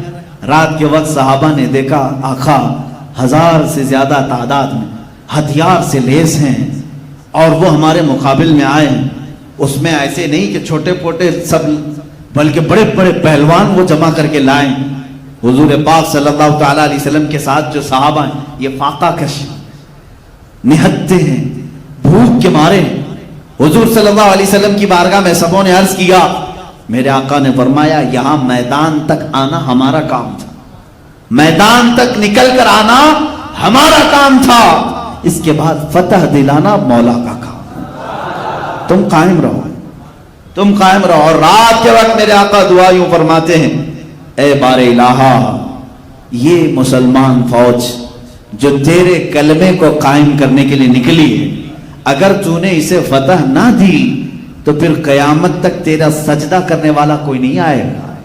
حضور پاک صلی اللہ تعالی علیہ وسلم کی یہ شان مناجات دیکھیں، اللہ سے یوں دعا کر رہے ہیں، اور اس کے بعد خود لکڑی لے کر کے صحابہ کو کہہ بھی رہے ہیں کہ دیکھنا یہاں فلاں مرے گا، فلاں مرے گا، فلاں مرے گا۔ کیوں؟ صحابہ کے دل بندھانے کے لیے، تسلی دینے کے لیے۔ حضور نے جن لوگوں کے مرنے کی ایک دن پہلے اطلاع دی تھی وہ بڑے بڑے جرنیل تھے، سپہ سالار تھے۔ صحابہ میں جب یہ بات مشہور ہو گئی، حضور نے لکیر کھینچ دی ہے، صحابہ نے کہا بڑے بڑے ہی جا رہے ہیں تو باقی کو اب پھر ہم نپٹ لیں گے۔ حضور نے جب کہا ہے ان کو جانا ہی ہے، حضور نے جب لکیر کھینچی ہے وہ ان کی ڈیڈ لائن ہے، ختم ہو چکے ہیں۔ صحابہ کا یہ توکل بھی تھا، یقین بھی تھا۔ اور دوسرے دن جب صحابہ میدان میں آئے، اللہ رب العزت نے ان کی ثبات قدمی کی وجہ سے، ثابت قدم ہونے کی وجہ سے آسمان سے 5000 فرشتے مدد کے لیے اٹھا رہے ہیں، جس کا ذکر قرآن پاک میں ملائکہ، اللہ کے ملائکہ صحابہ کی طرف سے لڑ رہے تھے مشرکین کے ساتھ۔ مشرکین میں سے جو لوگ جنگ میں شریک تھے، کچھ لوگ بعد میں ایمان بھی لائے، وہ لوگ کہتے ہیں جنگ بدر یہ ہماری زندگی کی پہلی ایسی جنگ ہے، ایسے لوگ لڑنے آ رہے تھے جن کو ہم پہچانتے ہی نہیں تھے، وہ کون کہاں سے آتا تھا ہمیں دکھتا ہی نہیں تھا. حضور نے فرمایا وہ اللہ کے ملائکہ تھے. اب یہاں پر ایک بات میں یہ بھی بتا دوں, ایک فرشتہ اگر پر ہلا دے 1,00,000 مر سکتے ہیں, وہ تو 1000 کے لیے 5000 فرشتے کیوں اتارے اللہ نے؟ 5000 فرشتوں کو اتارنے کی کیا ضرورت تھی؟ ایک فرشتہ ہی کافی ہے. جبرائیل امین نے ایک بار آواز لگائی تھی, قوم شعیب پوری ہلاک ہو گئی. حضرت شعیب علیہ السلام کی قوم صرف ان کی ایک چنگھاڑ سے ختم ہو چکی تھی, مر گئے تھے سب. ایک فرشتے کی ضرورت تھی. لیکن محدثین فرماتے ہیں رب تبارک و تعالی نے رسول کے دیوانوں کی عظمت اور شان بتانے کے لیے اتنے فرشتے اتارے. باڈی گارڈ ایک ہو تو بھی چل سکتا ہے, لیکن کسی کے ساتھ 10 ہوں تو یہ اس کی عظمت کو بتاتے ہیں. 10 کا کام نہیں, تم چلو صرف ساتھ میں.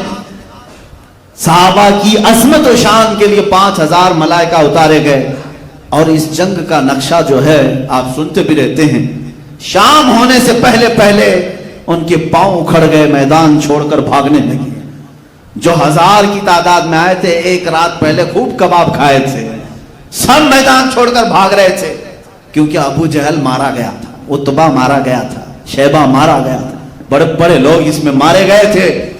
اب اس میں امیہ جو حضرت بلال کا آقا تھا, مالک تھا, جو حضرت بلال کو پتھر رکھتا تھا ان کی پشت پر, رسی باندھ کر گھماتا تھا, وہ جنگ بدر میں آیا. بڑا ہٹا کٹا پہلوان, اس کو باندھ کر کے صحابہ گرا چکے تھے لیکن قتل نہیں کر رہے تھے.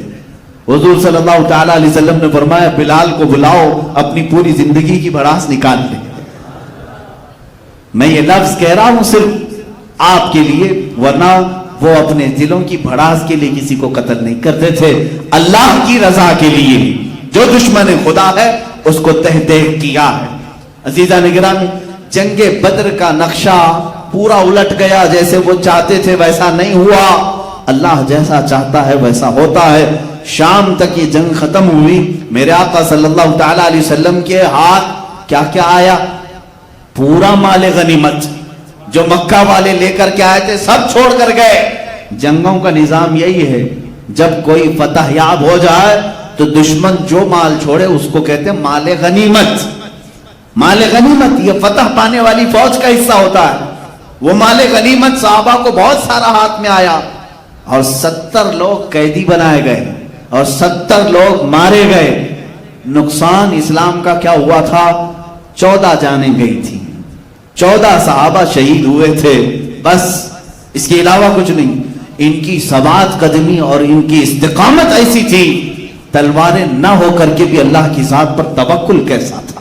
میرے عزیزوں, اس پوری جنگ سے جو سبق ملتا ہے, اس جہاد سے, پہلی بات تو یہ ہے کہ تم چھیڑو مت. لیکن اگر تمہارے مال و متاع, عزت و آبرو کے ساتھ کوئی کھلواڑ کرے, کوئی تمہارے دین پر حملہ آور ہو, تو حضور نے یہ بھی نہیں کہا تسبیح لو کہو اللہ اللہ اللہ اللہ, دشمن کو ہلاک کر دے, دشمن کو ہلاک کر دے, یہ بھی نہیں. حضور نے فرمایا میدان میں باہر آؤ, اپنے جانثاروں کے ساتھ آؤ, اپنا حق مانگو. حق کا طلب کرنا یہ انسان کی اپنی زندگی کا مقصد, یعنی فنڈامنٹل رائٹ ہے, اس کا حق ہے یہ. حضور پاک صلی اللہ تعالی علیہ وسلم کے ساتھ صحابہ آئے, کیا حضور مدینے میں بیٹھ کر کی دعا نہیں کر سکتے تھے؟ مسجد نبوی میں بیٹھ کر کے, جیسے آج اجتماعی دعائیں ہو رہی نا جگہ جگہ پر, اجتماعی دعا ہو رہی ہیں, اللہ اسرائیل کے منہ میں کیڑے پڑ جائیں, تم بیٹھو یہاں پر تسبیح ہلاتے رہو, دعا کرتے رہو. بعض لوگ یہ کہتے ہیں نہیں نہیں نہیں, ان کے ساتھ کیا پروٹیسٹ کریں, کیا احتجاج کریں, ہم یہاں بیٹھ کر کے دعا کرتے ہیں. ابھی NRC اور CAA کے ٹائم پر میں نے بہت محسوس کیا, معاف کرنا کچھ لوگوں کی گستاخی ہو, کچھ لوگ روزہ رکھنے کی تلقین کر رہے تھے, اچھی بات ہے, جمعرات روزہ رکھو, NRC ختم ہو جائے, تسبیح پڑھو, یہ فلاں تسبیح بہت اثر ہے, یہ جلالی ذکر ہے, ذکر کرو, سب ختم ہو جائے. میرے عزیز, بعض گدھے ایسے ہوتے ہیں جو تسبیح سے نہیں جاتے, ڈنڈے سے جاتے, ورنہ تم تسبیح گھماتے رہو گے. میں نے ایک عالم صاحب کے متعلق سنا تھا, مولانا صاحب ایک کھیت بوئے ہیں, فصل اگائی, گدھا آ جاتا تھا, فصل کھاتا تھا. اب حضرت تسبیح لے کر بیٹھتے تھے, دعا کرتے تھے, اللہ گدھے کو دور کر دے, گدھے کو دور کر دے. جیسے مشہور محاورہ ہے, جل تو جلال تو آئی بلا کو ٹال تو.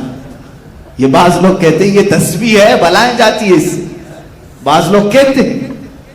تو مولانا صاحب تسبیح پڑھتے رہتے تھے اور وہ گدھا روز کھاتا تھا, روز فصل کھاتا تھا. کچھ نوجوان تھے جو محبت کرتے تھے, انہوں نے دیکھا حضرت تو اٹھیں گے نہیں اور ان کی تسبیح ہاتھ میں ہی رہی. انہوں نے ڈنڈا اٹھایا اور گدھے کو مارا, گدھا چلا گیا, دوبارہ نہیں آیا.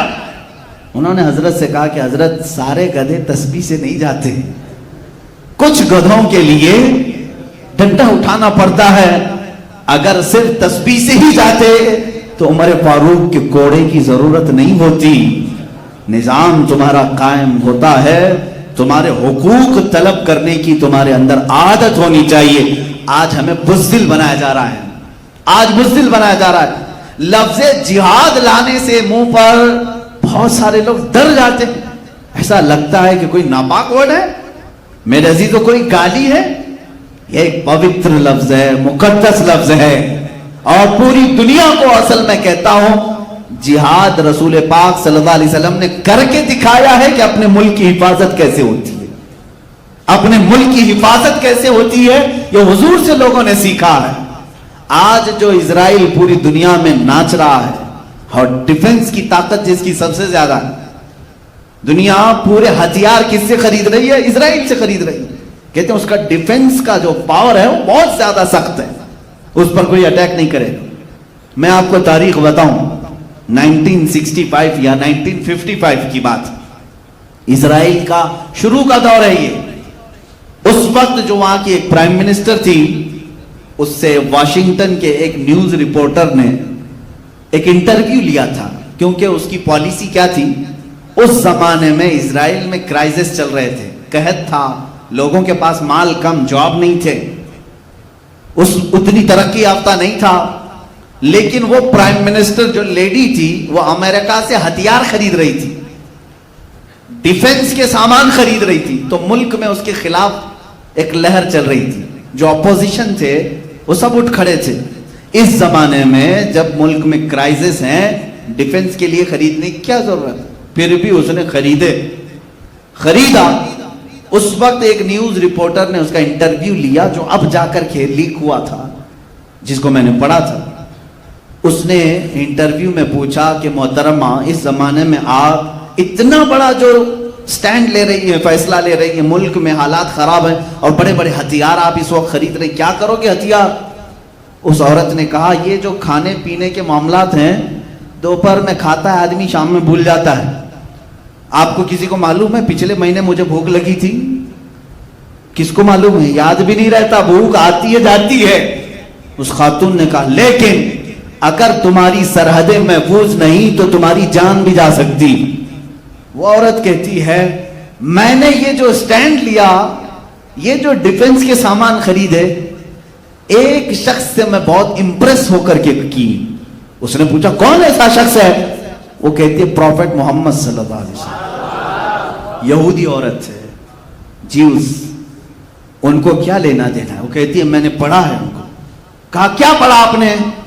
انٹرویو میں وہ عورت کہتی ہے میں نے دیکھا محمد صلی اللہ تعالی علیہ وسلم کے جو فالوورز تھے ہمیشہ بھوکے رہے, اکثر ان کے گھروں میں کھانا ہی نہیں آتا تھا, بلکہ وہ خود فاقے میں تھے. یہاں تک کہ میں نے تاریخ میں پڑھا ہے محمد صلی اللہ علیہ وسلم کا جس رات انتقال ہوا, جس دن انتقال ہوا, اس رات ان کے گھر میں چراغ جلانے کے لیے بھی تیل نہیں تھا. یہ تاریخ میں موجود ہے, حدیث پاک میں, ان کے گھر میں چراغ جلانے کے لیے تیل نہیں تھا. لیکن وہ عورت کہتی ہے اسی گھر میں بہت قیمت والی 9 تلواریں لٹک رہی تھی, اس میں عالی شان امپورٹڈ تلواریں تھیں, باہر ملکوں سے لائی ہوئی, اس زمانے میں جو مشہور تھی وہ ان کے پاس تھی. جس کے گھر میں چراغ جلانے کے لیے تیل نہیں اور بڑے بڑے ڈیفنس کے ہتھیار ہیں, تو میں نے اسی سے یہ سمجھ لیا اپنی قوم کی بقا ڈیفنس سیکھنے سے ہے. میں کہتا ہوں عزیزوں, پوری کائنات جو آج اپنا ڈیفنس سیکھی ہے, یہ میرے رسول پاک کا احسان ہے ان پر. اللہ کے نبی صلی اللہ تعالی علیہ وسلم نے قوموں کو بتایا کہ تمہاری سرحدیں محفوظ کیسے ہوتی، دشمن سے مقابلہ کیسا ہوتا ہے۔ اب میں غزوات کی بات کروں، ایک غزوہ بدر کا ذکر میں نے کیا، تقریباً حضور پاک صلی اللہ تعالی علیہ وسلم کی زندگی پاک میں 26 یا 27 الگ الگ روایات غزوات آئے، جس میں سے 9 میں جنگیں ہی نہیں ہوئی، یعنی مڈبھیڑ ہوئی لیکن مقابلہ نہیں ہوا۔ باقی 17 یا 18 جنگیں ایسی ہیں جس میں جنگ ہوئی، گھماسان کی ہوئی، کچھ میں مسلمانوں کو شکست ہوئی اور کچھ میں اللہ رب العزت نے ایمان والوں کو فتح عطا کیا، لیکن اکثریت فتح پانے والوں کی۔ صرف ایک جنگ ہے، جنگ احد، جو جیتی ہوئی جنگ تھی لیکن بعد میں شکست میں آ گئی۔ اب دوسری جو جنگ ہے اسلام کی، وہ جنگ احد، بڑی جنگ بتا۔ یہ کیوں ہوئی تھی؟ اس کا بھی سبب یہی تھا، چھیڑا نہیں تھا مسلمانوں نے، جو بدر میں زخم کھائے گئے تھے مکہ میں، 1 سال تک بیٹھ کر تیاری کرتے رہے، بدلہ لینا ہے بدلہ لینا۔ بدلے کی آگ نے ان کو اتنا بھڑکایا کہ 10,000 کی تعداد میں جمع ہوئے، اور بڑی تعداد میں وہ لوگ پھر آئے مدینے پر چڑھائی کرنے کے۔ اب مجھے بتاؤ، کیا اب رسول پاک کے دیوانوں کا اتنا بھی حق نہیں تھا کہ اپنے مدینے کی حفاظت کریں؟ مدینے کی حفاظت کے لیے حضور پاک صلی اللہ تعالی علیہ وسلم نے اپنے صحابہ کو حکم دیا، سب باہر نکل آئے۔ احد پہاڑ کے دامن میں یہ جنگ ہوئی تھی، ایک خطا تھی، ایک غلطی ایسی ہوئی جس کی وجہ سے یہ جنگ جو فتح سے شکست میں تبدیل ہو گئی۔ ایک اونچا ٹیلا تھا، جنگ میں جو حالات ہوتے ہیں وہ لوکیشن کا بہت زیادہ اعتبار ہوتا ہے، آپ کہاں کھڑے ہیں، دشمن کہاں ہے، یہ جنگی مہارتیں رکھنے والے اچھی طرح سے جانتے ہیں۔ مثال کے طور پر آپ اونچائی پر ہیں، دشمن نیچے ہے، تب تو سمجھ لو کہ تمہارے ایک چانس ہی چانس ہے، نیچے سے اوپر کیسے حملہ کرے گا، لیکن اوپر والا تیر برساتا ہی رہے گا، برساتا ہی رہے گا، تم اوپر والے سے مقابلہ نہیں کر پاؤ گے۔ تو لوکیشن جو بھی جنگوں کے ہوتے تھے چنے جاتے تھے۔ حضور پاک صلی اللہ تعالی علیہ وسلم احد کے میدان میں جیسے پہنچے، جو اونچا ٹیلا تھا وہ جبل رمات، پہلے حضور نے اس پر قبضہ کر لیا اور 50 تیر انداز صحابہ کو وہاں کھڑا کر دیا۔ اب صحابہ ایک طرف ہیں جبل رمات کے نیچے اور 50 اوپر، اور مشرکین سامنے سے آئے۔ اب وہ ادھر نیچے والوں سے لڑتے کہ یا اوپر والوں کے تیر کھاتے؟ معاملہ ایسا ہو گیا کہ دوپہر نہیں ہوئی، تیر اتنے برسائے انہوں نے کہ وہ میدان چھوڑ کر بھاگ گئے۔ نیچے والے الگ پیٹ رہے تھے، اوپر والے الگ مار رہے تھے۔ یہ حضور پاک صلی اللہ علیہ وسلم کی حکمت عملی تھی، وہ جنگوں کے لوکیشن کو بھی بہتر طریقے سے ترتیب دیتے تھے، اور حتیٰ کہ کون سپاہی کہاں کھڑا رہے، جھنڈا کس کے ہاتھ میں رہے، یہ سب میرے آقا کے فیصلوں پر ہوتا تھا۔ اللہ کے نبی صلی اللہ تعالی علیہ وسلم نے تیر اندازوں کو اوپر کھڑا کیا، تلوار والوں کو نیچے، جھنڈے والوں کو الگ مقام پر، اور کچھ ایسے ہوتے تھے جن کو مقدمت الجیش کہتے ہیں، یعنی سامنے ایک فوج کی ٹکڑی ہوتی تھی، وہ سیدھے دشمن کی صفوں میں گھس جاتے، ہلا مچ جاتا، سامنے کی صفیں ٹوٹ جاتی، تو پھر دشمن جو ہے اپنی صفوں کو بنانے میں ہی وقت گنوا دیتے تھے۔ تو اس میں جنگوں میں ترتیب ہوتی تھی کہ آگے والا، جس کو میمنہ کہتے ہیں، دائیں والا میسرہ کہتے ہیں، بایاں والا، الگ الگ بانٹ کر کے میرے آقا رکھتے تھے۔ اب ہوا یہ کہ مشرکین بھاگ گئے، اوپر کے تیر کھا کھا کر بھاگ گئے۔ اب ہوا کہ وہ 50 لوگوں کو میرے آقا نے فرمایا تھا جب تک میں نہ کہوں نیچے مت اترنا۔ حضور نے کیا فرمایا تھا؟ جب تک میں نہ کہوں نیچے مت اترنا۔ لیکن وہ مشرکین جب بھاگ گئے تو یہ 50 جو صحابہ تھے تیر انداز، انہوں نے کہا حضور نے تو جو فرمایا تھا جنگ ختم ہونے تک کے لیے، دیکھو نیچے وہ سب چھوڑ کر بھاگ گئے، باقی جو نیچے جو صحابہ تھے وہ مال غنیمت جمع کر رہے تھے۔ اوپر والوں نے کہا چلو ہم بھی نیچے جا کر مال غنیمت جمع کرتے ہیں۔ بعض صحابہ نے کہا انتظار کرو، حضور نے فرمایا جب تک میں نہ کہوں اترنا مت۔ تو وہاں 2 جماعتیں ہوئی، تقریباً 40 صحابہ اتر گئے، 10 باقی رہے۔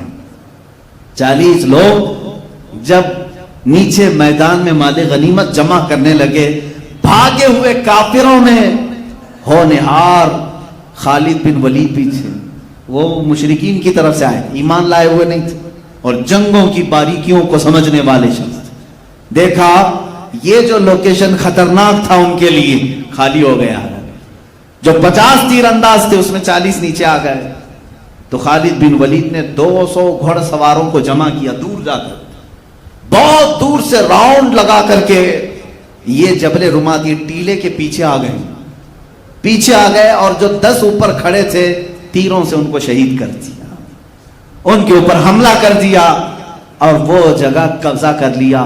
مسلمانوں کو سمجھ میں ہی نہیں آیا ہوا کیا. وہ نیچے میدان میں مال غنیمت جمع کر رہے تھے, 200 لشکری پیچھے سے آ کر حملہ کر رہے, اور جو بھاگے ہوئے کافر تھے وہ بھی پلٹ آئے. جو مشرکین بھاگ گئے تھے مال چھوڑ کر وہ واپس آئے.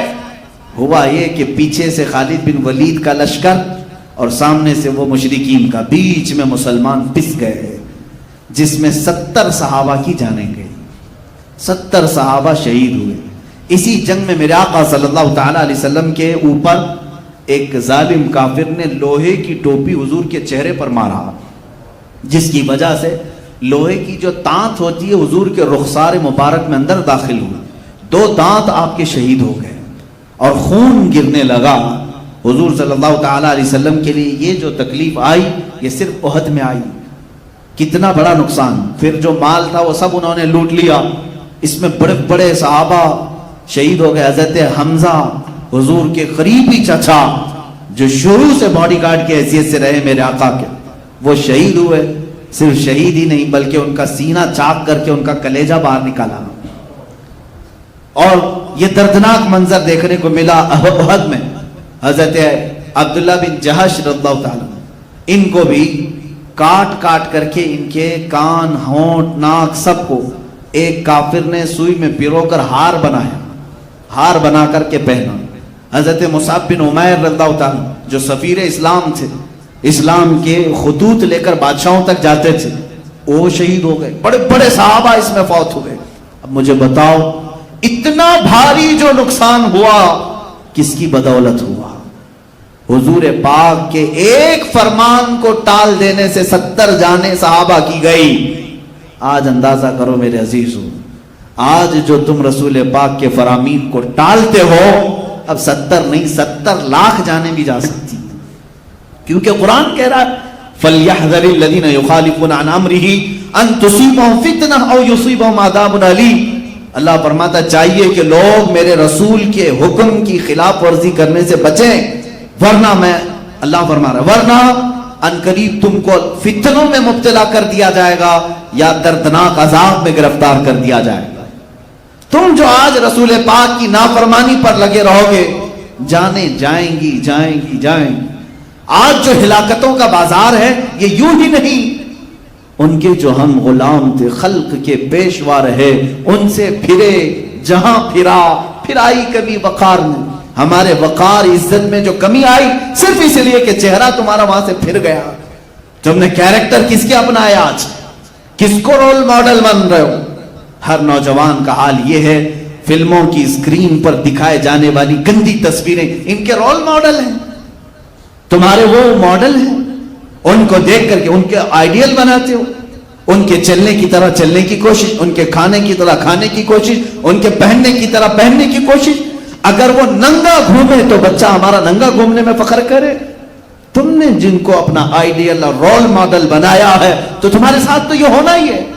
چند دنوں کے بعد دیکھنا کہ تمہارے گھروں کے اوپر کیا بلائیں نازل ہوں گی. مشرکین تمہارے نام سے چڑھتے ہیں, آج بھی تمہارا وجود یہ دیکھنا نہیں چاہتے. قرآن نے بہت پہلے ہمیں سمجھایا, یہ تم سے کبھی نہیں راضی ہوں گے. تم اپنے آپ کو پورا بدل لو, کچھ بھی کر لو, یہ راضی نہیں ہوں گے جب تک تم ان کے دین میں نہیں داخل ہو جاؤ. تمہارا دھرم پریورتن کرنا چاہتے ہیں, سب کو اپنے اندر داخل کرو. ایک ہی آج بھی ذریعہ نجات ہے مسلمانوں, ایک ہی ذریعہ نجات ہے جس کو اقبال نے بہت پہلے کہا تھا کہ محمد سے وفا تو نے تو ہم تیرے ہیں, یہ جہاں چیز ہے کیا لوح و قلم تیرے ہیں. حضور سے وفا کرو, میرے آقا سے محبت کرو. جنگ احد میں جو صحابہ سے خطا ہوئی وہ جان بوجھ کر نہیں ہوئی, انجانے میں ہو گئی. ان کی خطائیں اجتہادی تھی, اجتہادی خطا تھی, لیکن اس پر بھی اللہ کا عتاب آیا کہ شکست ہو گئی جنگ. 70 جانیں چلی گئی, مال پورا چلا گیا, بڑے بڑے صحابہ شہید ہوئے, رسول پاک کے دندان مبارک شہید ہوئے. اب تم اس زمانے میں اندازہ کرو, نہ ہماری جماعت میں صحابہ جیسے پرہیزگار ہیں, نہ ہمارے زمانے میں ویسے ایمان والے تقوی والے ہیں, اس کے باوجود تم رسول کی نافرمانی پر اڑے ہوئے ہو, تو پھر میرے عزیزو جانے جانا تو ہوگا, یہ ہماری موتیں مقدر تو ہوں گی, ہلاکتیں تو ہمارا مقدر بنے گی. آج جو اسلام کے ساتھ کھلواڑ چل رہا ہے اس کی ایک ہی وجہ ہے, میں کیا ان کو کوسوں, میں کتنا ان کے خلاف لعنت بھیجوں, ہمیں تو درد اپنوں سے ہوتا ہے. تم اگر مصطفیٰ کریم صلی اللہ علیہ وسلم کی غلامی میں آ گئے ہوتے, مجال ہے کسی کی کہ تمہارے نبی کی طرف انگلی اٹھا کر بات کرے, حضور کی طرف کوئی اشارہ کر سکے؟ آج سے ٹھیک 100 سال پہلے خلافت عثمانیہ تھی ترکی کی, اسی ظالم فرانس نے ایک فلم بنائی تھی حضور پاک صلی اللہ تعالی علیہ وسلم کی شان میں توہین کرتے ہوئے. اس فلم کی ریلیز ہو رہی تھی, اس سے پہلے سلطان عبدالحمید ثانی نے فرانس کے ایمبیسیڈر کو بلایا, اس کے سر کے سامنے تلوار ہلائی اور کہا, سنا ہے فرانس میرے رسول کے خلاف فلم بنا کر ریلیز کرنا چاہتا ہے, اسے بند کرو, اسے بند کرو. اس سفیر نے کہا, وہ تو عام ہو گئی, وہ تو ریلیز ہونی ہی ہے, اس کو تو ریلیز ہونا ہے. ہمارے ہاں آزادی رائے کا خیال کیا جاتا ہے, ہر ایک کے لیے فلم بنتی ہے. سلطان عبدالحمید نے کہا, تو پھر تیار ہو جاؤ, پوری دنیا کو میں تمہارے سر پہ کچل کر کے رکھوں گا. جس نے میرے نبی کی توہین کی, میں آج ہی پوری امت اسلامیہ میں جہاد کا اعلان کرتا ہوں. صرف جہاد کا لفظ سلطان عبدالحمید ثانی کی زبان پر کیا آیا کہ فرانس کی گھگی بن گئی. اسی دن وہ فلم ختم ہو گئی, نہ ریلیز ہوئی نہ کہیں پھیلی. ایک قائد اسلام کی ضرورت ہوتی ہے جو للکارے تو پھر دنیا کے پسینے چھوٹیں. یہ وہ لوگ تھے جو ایمان میں کامل تھے, رسول پاک سے عشق اور محبت میں وفاداری کا انہوں نے حق ادا کیا ہے. آج ہماری باتیں تو صرف نعروں میں رہ گئی ہیں, ہماری باتیں صرف الفاظ میں رہ گئی ہیں. عزیزان گرامی وقار, یہ جو حالات ہم پر پیش آ رہے ہیں اس کی ایک وجہ ہمارے برے اعمال. تم ان کے ہو جاؤ میرے آقا صلی اللہ تعالی علیہ وسلم کے, پھر کوئی نہیں چھیڑے گا تمہیں. یہ تمہارے ایمان کی گرمی ناپنے کی کوشش کرتے ہیں, یہ تمہارے عشق رسول کا بخار ناپتے ہیں.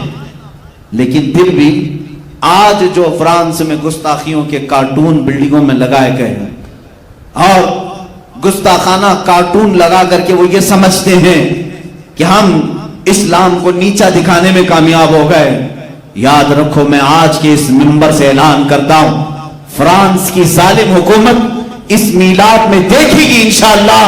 تم نے ایک محمد کا کارٹون بنایا ہے, ہر نوجوان کے سینے پر محمد لکھا ہوا پاؤ گے, ہر نوجوان کے سینے پر محمد لکھا ہوا پاؤ گے.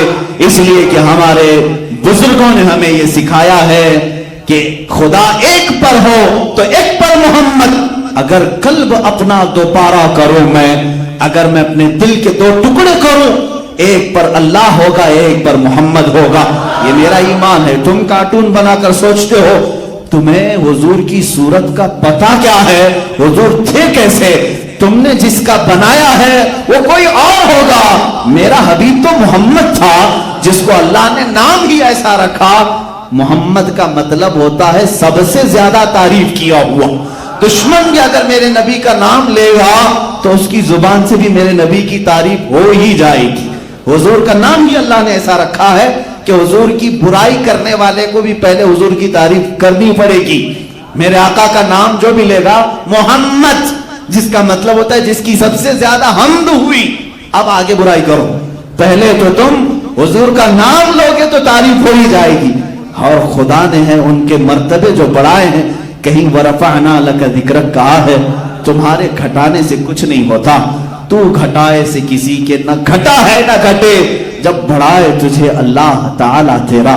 انشاءاللہ العزیز ہر نوجوان کو میں یہ درس دینا چاہوں گا, پوری امت اسلامیہ کو, اے میرے عزیز آج تمہارے امتحان کا وقت ہے. آج تم اپنے آرام کی فکر کرتے ہو یا ناموں سے رسالت کی حفاظت کے لیے اپنی جان فدا کرنے کو فخر محسوس کرتے ہو. امام اہل سنت فاضل بریلوی رحمت اللہ تعالی علیہ نے عشق رسالت کا وہ درس ہمیں دیا ہے۔ عزیزو، صرف حضور کے نام پر فدا ہونے کی بات نہیں، بلکہ اعلیٰ حضرت ہمیں یوں کہتے ہیں، یا رسول اللہ کروں تیرے نام پہ جان فدا، نہ بس ایک جان دو جہاں فدا۔ میں ایک ہی جان کیا فدا کروں آقا آپ پر، پورے دونوں جہاں پر فدا کرتا ہوں، سب چھوڑ دوں گا آپ کے لیے۔ کروں تیرے نام پہ جان فدا، نہ بس ایک جان دو جہاں فدا۔ ارے دو جہاں سے بھی نہیں جی بھرا، کروں کیا کروڑوں جہاں نہیں۔ آقا اگر میرے پاس کروڑوں جہاں ہوتے، ہر جہاں میں صرف آپ کے نام پر فدا کرتا۔ اور علامہ جامی کہتے ہیں، فدائے نقش نالینت کنم جان یا رسول اللہ۔ لوگ کہتے ہیں آقا آپ کے نام پر میری جان حاضر ہے، آپ کے جسم پاک کی حفاظت کے لیے میری جان حاضر ہے، مگر ملا عبد الرحمن جامی جیسا ایک ایسا عاشق ہے جو فارسی میں پکار کر یوں کہتا، آقا آپ کے نالین پاک کے نقش پر میری جان حاضر ہے، صرف اس کی حفاظت کے لیے بھی میں اپنی جان قربان کرتا ہوں۔ میرے عزیزو، یہ جو جہاد کا لفظ ہے جس کو تمہاری زبانوں پر لانے سے تم بھی کتراتے ہو، ڈرتے ہو، علماء سے بھی میں کہتا ہوں اس سے کوئی تمہیں کترانے کی ضرورت نہیں، میں ثابت کر کے بتاؤں گا۔ اگر تم کہتے ہو جہاد کا لفظ اپنی زبان پر لانا غلط ہے، ٹیررزم ہے، دہشت گردی ہے، تو پھر کوئی بھی ملک دنیا میں دہشت گردی سے بچا نہیں ہے۔ ہر کوئی اپنا ڈیفنس کر رہا ہے، ہر ملک اپنا ڈیفنس کر رہا ہے، تو سب کیا آتنکواد ہو گئے؟ اپنے ملک کی سرحدوں کی حفاظت کرنا یہ جہاد ہے، یہ اسلامی جہاد۔ جہاد کی تعلیمات اگر میں آپ کو بتاؤں، آج کے زمانے میں جو جنگیں ہوتی ہیں ان میں کہیں آپ کو نہیں ملے گا۔ بتاؤ سپر پاور امریکہ جب کسی سے ٹکراتا ہے تو کیا جنگی اصول پر جنگ ہوتی ہے؟ جس ملک پر یہ بمباری کرتا ہے سب کا سب تباہ کرتا ہے۔ ناگاساکی، ہیروشیما آج تک 70 سالوں سے زمین سے سبزے نہیں اگا پا رہے، پیدا ہونے والے بچے لنگڑے پیدا ہوتے ہیں۔ جو نیوکلیئر وہاں پر دھماکے ہوئے تھے، 70 سال گزر گئے، لیکن آج تک اس کے ذرات کا اثر باقی ہے۔ جو تمہاری جنگیں ہیں ان کا حال یہ ہے کہ تباہی اور بربادی، مگر نبی کونین صلی اللہ علیہ وسلم صحابہ کو فرماتے کہ اللہ نے ہمیں تلوار اٹھانے کا حکم دیا ہے تو صرف دین اسلام کی حفاظت اور اپنی جان کی حفاظت کے لیے۔ اگر تمہارا دشمن کے ساتھ مقابلہ ہو جائے تو حضور فرماتے ان اصولوں کا خیال کرنا، کبھی کسی بوڑھے پر ہاتھ نہ اٹھانا، کبھی کسی عورت کو نہ چھونا، بیٹھے ہوئے بچوں کو نہ پکڑنا، وہاں کے درختوں کو نہ توڑنا، کہیں کے پتے نہیں اکھاڑنا، وہاں کی زمینوں کو برباد نہ کرنا، وہاں موجود عبادت خانوں پر حملہ نہ کرنا۔ یہ میرے آقا کی تعلیمات ہے۔ کس کو؟ وہ مجاہدین صحابہ کو کہتے تھے کوئی عورت اگر جنگ کے دوران نظر آ جائے اس سے چھیڑ چھاڑ نہیں، جنگ ان سے نہیں ہوگی۔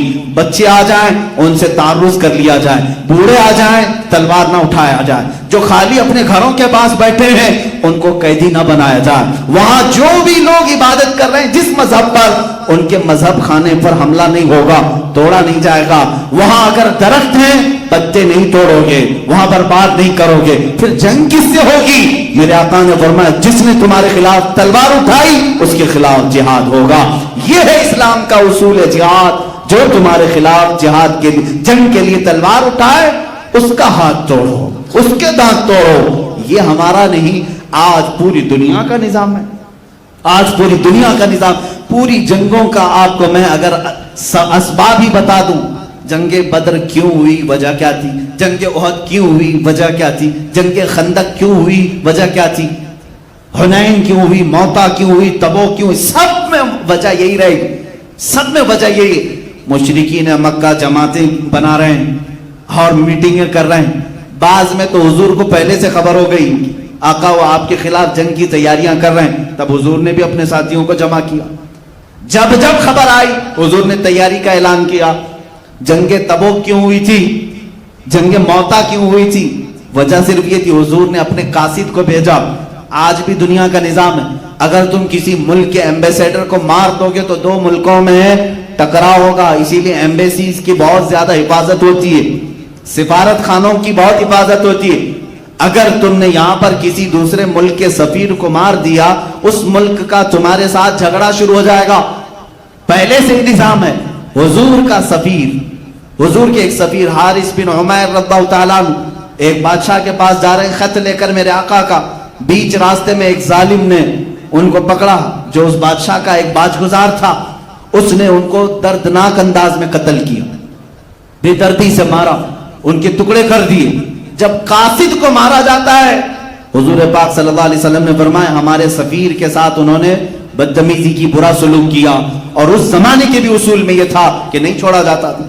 जंग मौता इसीलिए हुई, जंग तबूक इसलिए हुई कि हुजूर सल्लल्लाहु ताला अलैहि वसल्लम के खिलाफ वो लोग मुल्क शाम में फौजें जमा कर रहे थे। रोमी लश्कर जमा है, फलां लश्कर जमा है, हुजूर पर हमला आवर होने की कोशिश कर रहे हैं। मेरे आका ने फरमाया हुजूर ने जितने जिहाद की या तो मदीने के आसपास या तो फिर सहाबा को लेकर बहुत दूर चले जाते। क्यों? इसलिए कि जब जंग होती है तो जिस इलाके में जंग होती है सब टूट फूट जाता, सब बर्बाद होता, घर टूटते हैं, दरख्त टूटते हैं, क्या क्या नहीं बर्बाद होता। हुजूर हमेशा मदीने की हिफाजत चाहते थे, कोई भी जंग मदीने में ना हो। सहाबा को लेकर बहुत दूर चले गए। जंगे तबूक जो है मदीने से 800 किलोमीटर दूर हुई है, तकरीबन 800 किलोमीटर दूर। वहां पहुंचे, वहां मुकाबला हुआ। मौता भी ये जॉर्डन में हुई है, आज का जो उर्दुन है जॉर्डन। हुनैन, जंग हुनैन मक्का से भी 100 किलोमीटर दूर है, ताइफ के करीब ये जंग वहां हुई। वहां पर भी किस लिए, जितनी भी जंगें हैं, पढ़ो मेरे जवानों, पढ़ो मेरे अजीजों, हर गज़वे का सबब क्या था अगर तुम निकालोगे, यही होगा कि ये हुजूर के खिलाफ ताकत इकट्ठा कर रहे थे, फौज जमा कर रहे थे, हथियार जमा कर रहे और सीधे मदीने पर आकर हमला करने की कोशिश कर रहे हैं। जंगे खंदक क्यों हुई? खंदक क्यों हुई? कहां हुई? मदीने से बाहर हुई, सिर्फ 1 किलोमीटर बाहर। मुझे बताओ हुजूर लड़ने के लिए मक्का गए थे या मक्का वाले आए थे? जंगे बद्र में मक्का वाले आए, जंगे ओहद में मक्का वाले आए, जंगे खंदक में मक्का वाले आए। हुजूर ने तो अपनी जिंदगी में डिफेंस सिखाया है सहाबा को। यही उसूल हमारा होना चाहिए, किसी को छेड़ो मत, और अगर कोई छेड़े तो छोड़ो मत। यही इस्लाम का उसूल। अब आप उसको भूल चुके हो, ठीक है, छेड़ नहीं रहे आप, बहुत अच्छी बात है, इस्लाम के उसूल पर कायम। लेकिन तुम्हें आज बहुत लोग छेड़ रहे हैं और तुम छोड़े बैठे हो, ये दूसरे वाला उसूल भूल गए।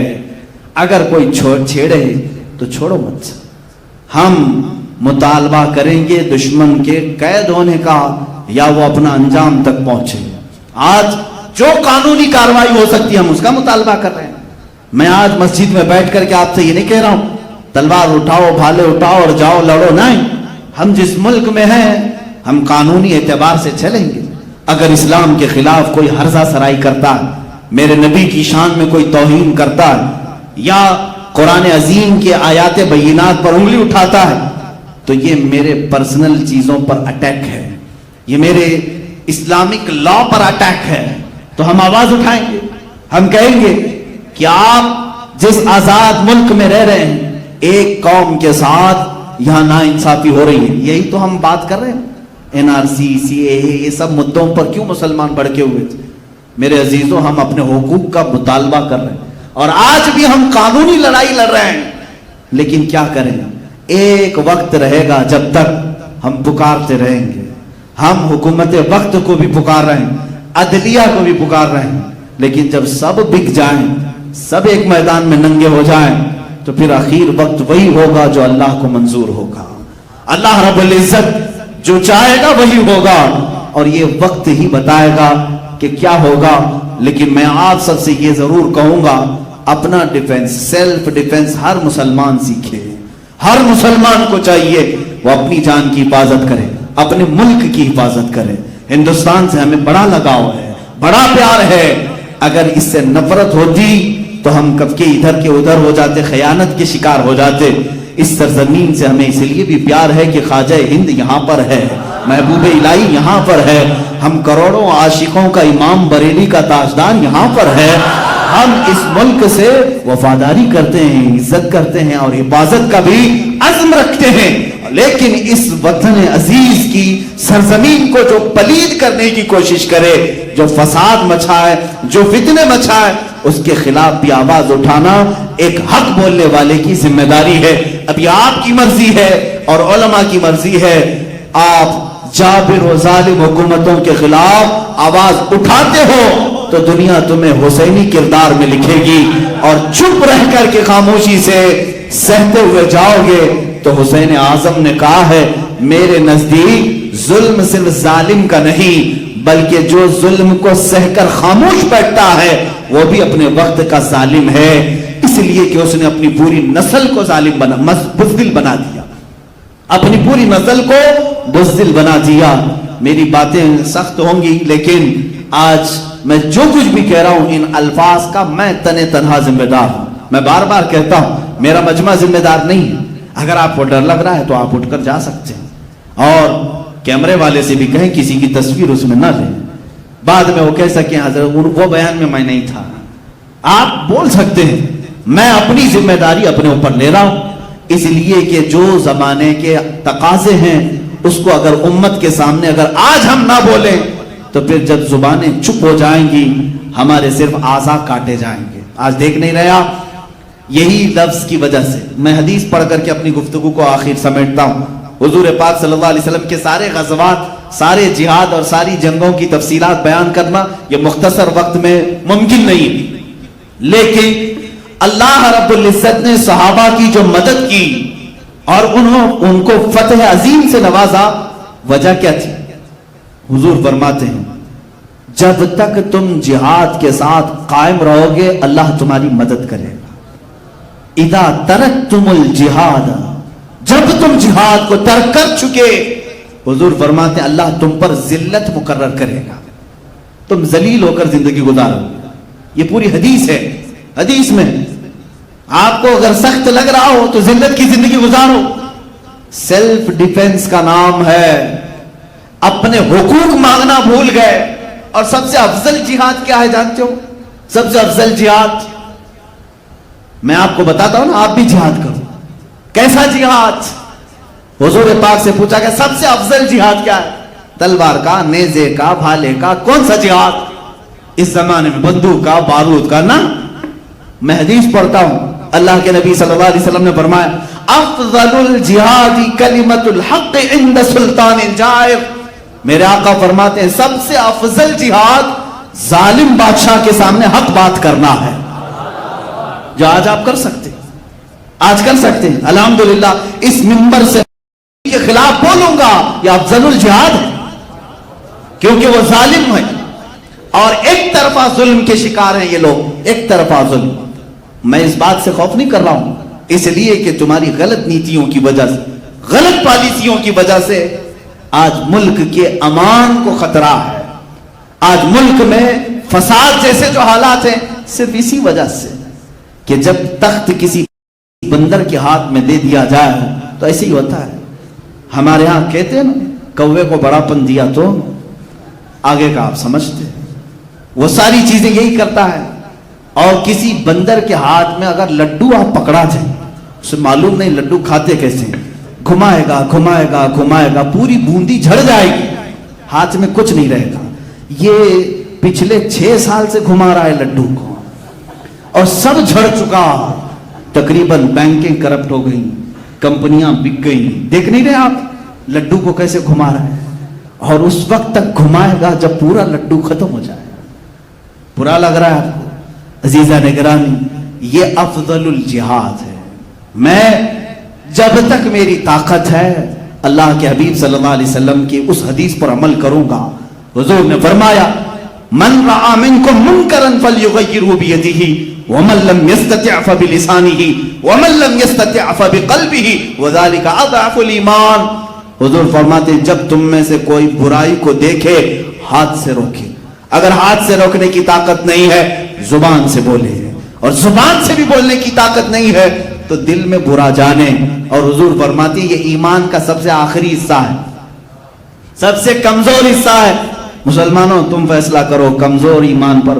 الحمدللہ مجھے اتنا تو ہے کہ میں بیچ والے میں ہوں. ہاتھ سے آج نہیں روک سکتے, زبان سے تو ہم بول رہے ہیں. ہم اپنی زبان کا استعمال برائیوں کے خلاف اس لیے کر رہے ہیں, حدیث رسول میں ہے جب برائی دیکھو تو زبان سے روکو, تمہیں اللہ نے اگر زبان دیا ہے تو بولو اور اپنے حقوق کا مطالبہ کرو. یہی ایک بات ہے میرے آقا صلی اللہ تعالی علیہ وسلم کی اس عظیم 10 سالہ زندگی سے جو ہمیں سبق ملتا ہے وہ یہی ہے, کسی کو نہ چھیڑو. اسلام امن و امان چاہتا ہے, فساد نہیں چاہتا, فتنہ نہیں چاہتا, لیکن جب کوئی تم پر مسلط ہو جائے تب پھر آپ کو کہا جائے گا مت چھوڑو. آخری یہ باتیں ہیں. اسلام امن کب چاہتا ہے؟ دیکھیں حضور کے اوپر وہ لوگ حملہ آور ہوئے, جہاد میں کئی لوگوں نے قتل و قتال کیا, حضور پاک صلی اللہ علیہ وسلم ڈٹے رہے صحابہ کے ساتھ. لیکن 6 ہجری کے بعد, 6 سال کے بعد حضور مکہ واپس آئے. مکہ واپس آئے 1 سال پہلے 7ویں ہجری میں, 7ویں ہجری 6ٹھی ہجری میں حضور 1400 صحابہ کے ساتھ عمرہ کرنے آ رہے ہیں. مکہ والے عمرہ کرنے نہیں دیے, کہا احرام کھولو واپس جاؤ مدینے. حضور نے صلح کر لی, واپس بھی چلے گئے, ان کے ساتھ ایگریمنٹ بھی کر لیا, ٹھیک ہے سب صلح ہو گئی. 1 سال کے بعد مکہ والوں نے صلح توڑ دی. حضور واپس آئے 10,000 کا لشکر لے کر. مکہ میں جب آئے تو مکہ والوں کے حالات خراب ہو چکے تھے. حضور اس شان سے مکہ میں داخل ہوئے کہ تلوار اٹھانی بھی نہیں پڑی, قتل و قتال نہیں ہوا. مکہ مکرمہ میں اس شان سے داخل ہوئے کہ سارے ادھر کے ادھر بھاگ رہے تھے, کوئی اپنی جان بچا کر کے, کیونکہ پرانے پاپ آج دھوئے جائیں گے, آج سب مجرم لائے جائیں گے. لیکن میرے آقا کی رحمت دیکھیں, اس دن صحابہ نعرہ لگا رہے تھے الیوم یوم الملحمہ, الیوم یوم الملحمہ. صحابہ یہ کہہ رہے تھے آج تو گوشت کاٹنے کا دن ہے, گوشت کاٹنے کا دن ہے, ٹکڑے ٹکڑے ہوں گے آج. کیونکہ یہ صحابہ بدر, احد, خندق سب میں جو آئے تھے سب کو پہچانتے تھے. مکہ میں جنہوں نے گھر لوٹا تھا ان کو بھی جانتے تھے. صحابہ جب یہ نعرہ لگانے لگے, میرے آقا نے ان کے نعرے کو بدل دیا, کہا الیوم یوم الرحمہ, الیوم یوم الرحمہ. آج کا دن رحم کرنے والا دن ہے, آج کا دن رحم کرنے والا ہے. یہ ہے اسلام, امن کی بات کرتا ہے. اس امن کی تلوار تم نے اٹھایا حضور کے خلاف, صحابہ کو تم نے مارا, لیکن وہ رسول جب غالب آ گئے اس شہر میں, چاہیے تو تھا کہ چن چن کے بدلہ لیا جاتا. لیکن حضور اعلان کیا کر رہے ہیں, 7 سال تک جو حضور کی ہر جنگ میں مقابل میں آئے, ابو سفیان ہر جنگ میں حضور کے خلاف, لیکن اس دن حضور اعلان کر رہے ہیں ابو سفیان کو بھی امان ہے, اور جو ابو سفیان کے گھر میں جا کر پناہ لے اسے بھی امان ہے. حضور نے یہ تک اعلان کیا. جب ابو سفیان نے یہ دیکھا میری عزت اتنی بڑی, 7 سال تک ہر جنگ میں ان کے خلاف تھا, آج معاف بھی کیا, اور جو میرے گھر آئے اسے بھی معاف کر رہے ہیں. سیدھے دربار رسول میں حاضر ہو کر کلمہ طیبہ پڑھا, حضور کی غلامی میں داخل ہوئے. حضور پاک صلی اللہ تعالی علیہ وسلم نے بے شمار لوگوں کو آزاد کیا, بلکہ پورے مکہ والے اس دن پکڑ کر کے لائے گئے تھے. جو جو قتل و قتال میں تھے پکڑ کے باندھ کے لائے تھے. صحابہ کی تلواریں ان کی گردنوں پر لٹک رہی تھی. حضور نے ان سے پوچھا اے مکہ والوں کیا خیال ہے تمہارا میرے بارے میں, کیا خیال ہے؟ مکہ والوں نے کہا آپ کریم ابن کریم ہیں, آپ بھی کریم ہیں, آپ کے والد بھی کریم ہیں. حضور نے کیا فرمایا, اذهبوا فانتم الطلقاء, جاؤ آج کے دن تم آزاد ہو. جب یوسف علیہ السلام نے اپنے کنویں میں ڈالے جانے والے بھائیوں کو معاف کیا تو اللہ کا حبیب اپنی امت کو بھی معاف کرتا ہے. حضور نے اپنے غلاموں کو معاف کیا, اس میں اکثر و بیشتر اسلام میں آئے. اب اس کے بعد امن کب قائم ہوتا ہے؟ ایسے قائم ہوتا ہے. حضور پاک صلی اللہ علیہ وسلم نے مکہ جب فتح ہوا, پہلی اذان کے لیے خانہ کعبہ کی چھت پر بلال حبشی کو چڑھنے کا حکم دیا. یہ وہی غلام ہیں جن کو مکہ کی گلیوں میں رسی ڈال کر کھینچا جاتا تھا, ان کے جسم پر سل رکھی جاتی تھی. آج وہ بلال آئے ہیں, ارے سیدھے مکہ کی کسی گلی میں نہیں, اللہ کے گھر خانہ کعبہ کی چھت پر. جب انہیں حکم ہوا تو انہوں نے نہ ادھر دیکھا نہ ادھر دیکھا, اذان تو دیتے تھے, رسی پکڑ کر تیزی سے چڑھنے لگ گئے. حضور نے فرمایا بلال آج اذان وہاں سے دی جائے, یہ فتح کا اعلان تھا, وہاں سے اذان دو. حضرت بلال حبشی کعبے کی چھت پر کھڑے ہو کر کے اذان کے لیے آواز پکارنے لگے. اب انہیں ہوش آیا, اب انہیں خیال آیا, کہا میں شوق میں تو چڑھ گیا.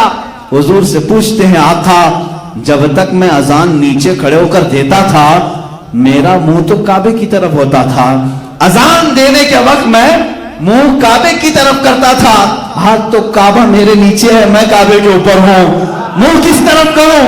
میرے آقا نے فرمایا بلال مجھے دیکھ کر اذان دو، میری طرف دیکھو اور اذان دو۔